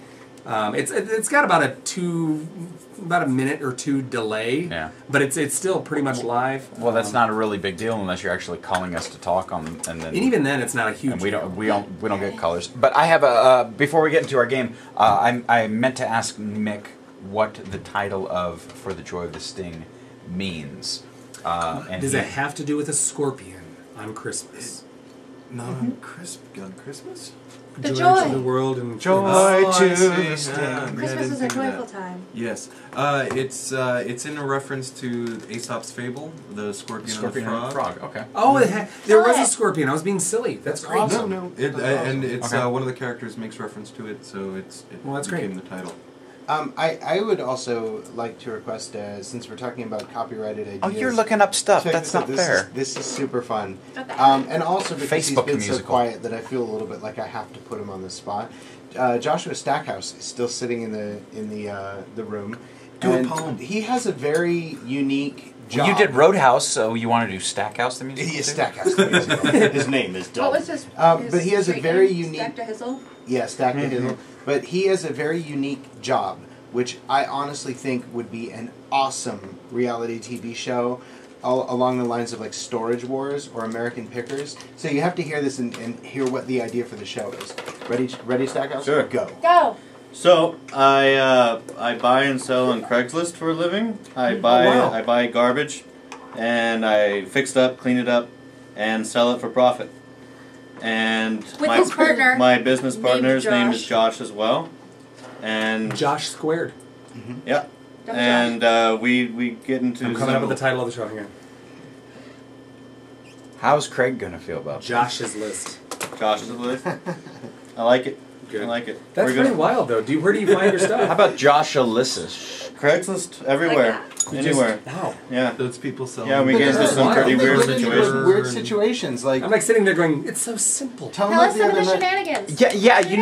You didn't have any interesting stories about theater. You got any interesting Craigslist Did you stories? find like some mannequins and you Any dressed them up and sold them as showgirls? and found out they weren't really mannequins to begin with, but they were just like Very still real people. people that were still taped up and.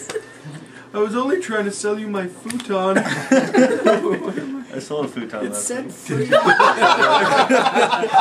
you gotta tell them about the creepy guy in the back alley by. Oh the yeah, I was selling a Bowflex home gym. Okay, that's story enough right there. Okay, go ahead. And so we get the address and I deliver to for a fee, and we end up like by this gentleman's club, just like Where they're flexing downtown, other stuff.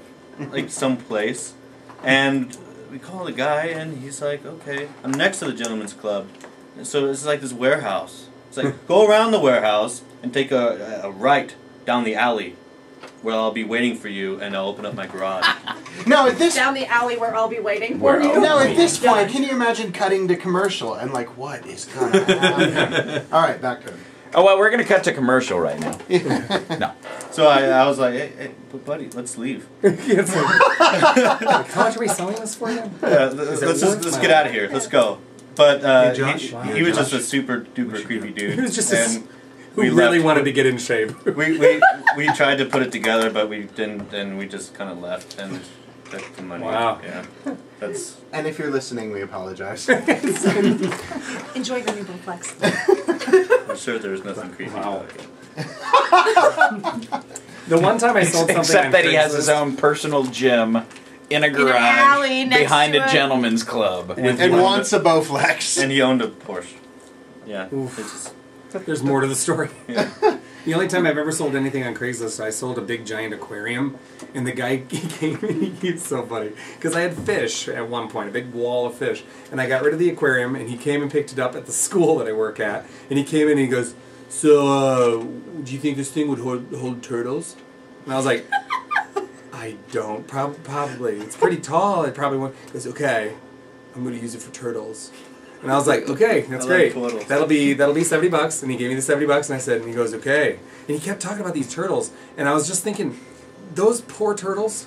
No, they're probably fine because he talks in their speed. Because he was just like. And their names are Leonardo, Michelangelo. Right. It's illegal to get the baby turtles now. Is The it? little tiny The ones, little they're not tiny legal turtles. anymore. Yeah. I want. But, I wanted to get one for me, and you can't do it. It's illegal. Yeah, so Salmon. like, how fun would that show? Like, You know, it's also illegal. You know? It's illegal to serve haggis in the United States with the sheep's lung in it. You can serve it with all the other sheep's Where parts. the hell did that come from? I don't know. So yeah, but how fun would that show be? Like seriously. Well, that's the whole Can you idea of imagine Storage it Wars. just You have a like- mystery yeah. behind it. Yeah, and it's so fun too because like Not there's legal for- the other things hanging out with Josh that's really fun is like he gets like 7 calls an hour from Wow. strange people, and then there's also these little fights between he and his partner where he'll be like, "You sold the desk? We talked about not selling the desk. The desk was supposed to be with the thing, and you it's sell that's this? the hardest You want our chair? part."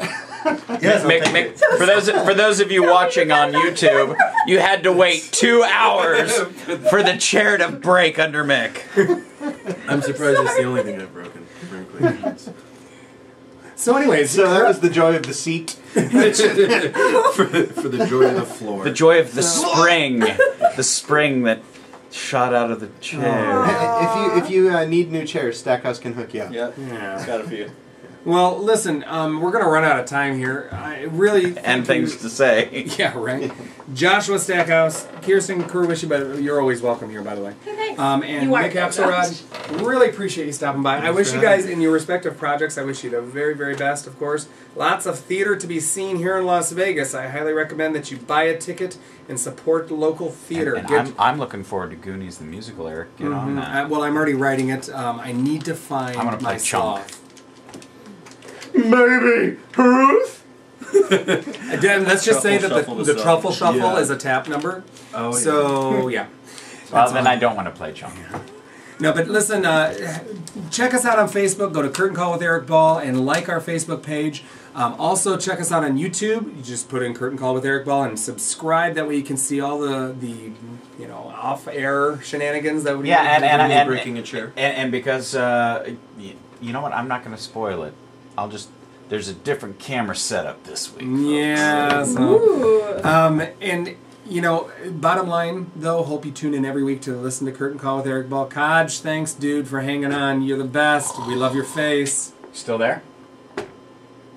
Michael. He's watching whatever it is. Yeah. He's watching. All right, I'm hanging up on you, Michael. Michael. Bye, Kaj. Bye, Kaj. I think See he you, gave up Artful on us, Codger. yeah. And we're out.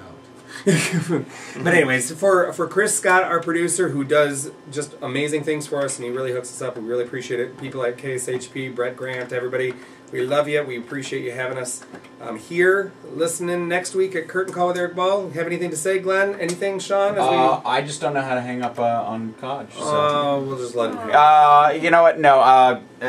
I just want to thank everyone in the studio, and I'm looking forward to all the shows that are coming up. What kinds of shows? There's tons of theatrical shows, dramas, comedies, musicals, fish porn. Squid porn! Yes, there is one last thing that I would like to say before we run out of time. It's very important, and it's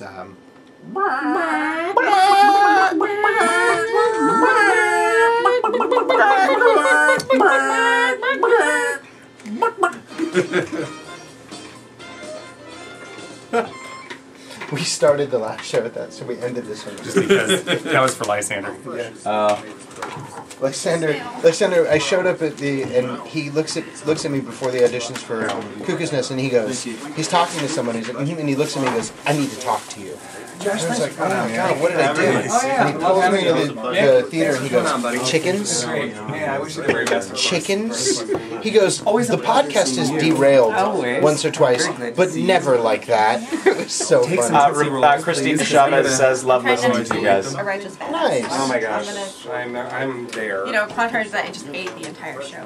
I just ate the entire show. That's about Thanks. That was great. That was great. But it was a fiber bar. Oh, I already have one. The cherry. I did. I mixed one up while you were talking. To be in the same room. I think so. I think so. Our schedules are such that it has to be. Good interview. Like You're the first person to ask me like it just about the happens titles. to be the same place. That's a good touch. Happens to be. You know, like that we have enough projects going on that like we have just to. happen. Yeah, Just happen.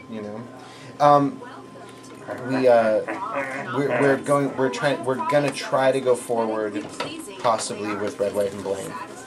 You want me to be recording that? Oh, that doesn't matter. Yeah, but it's Say goodbye, guys. Goodbye, guys.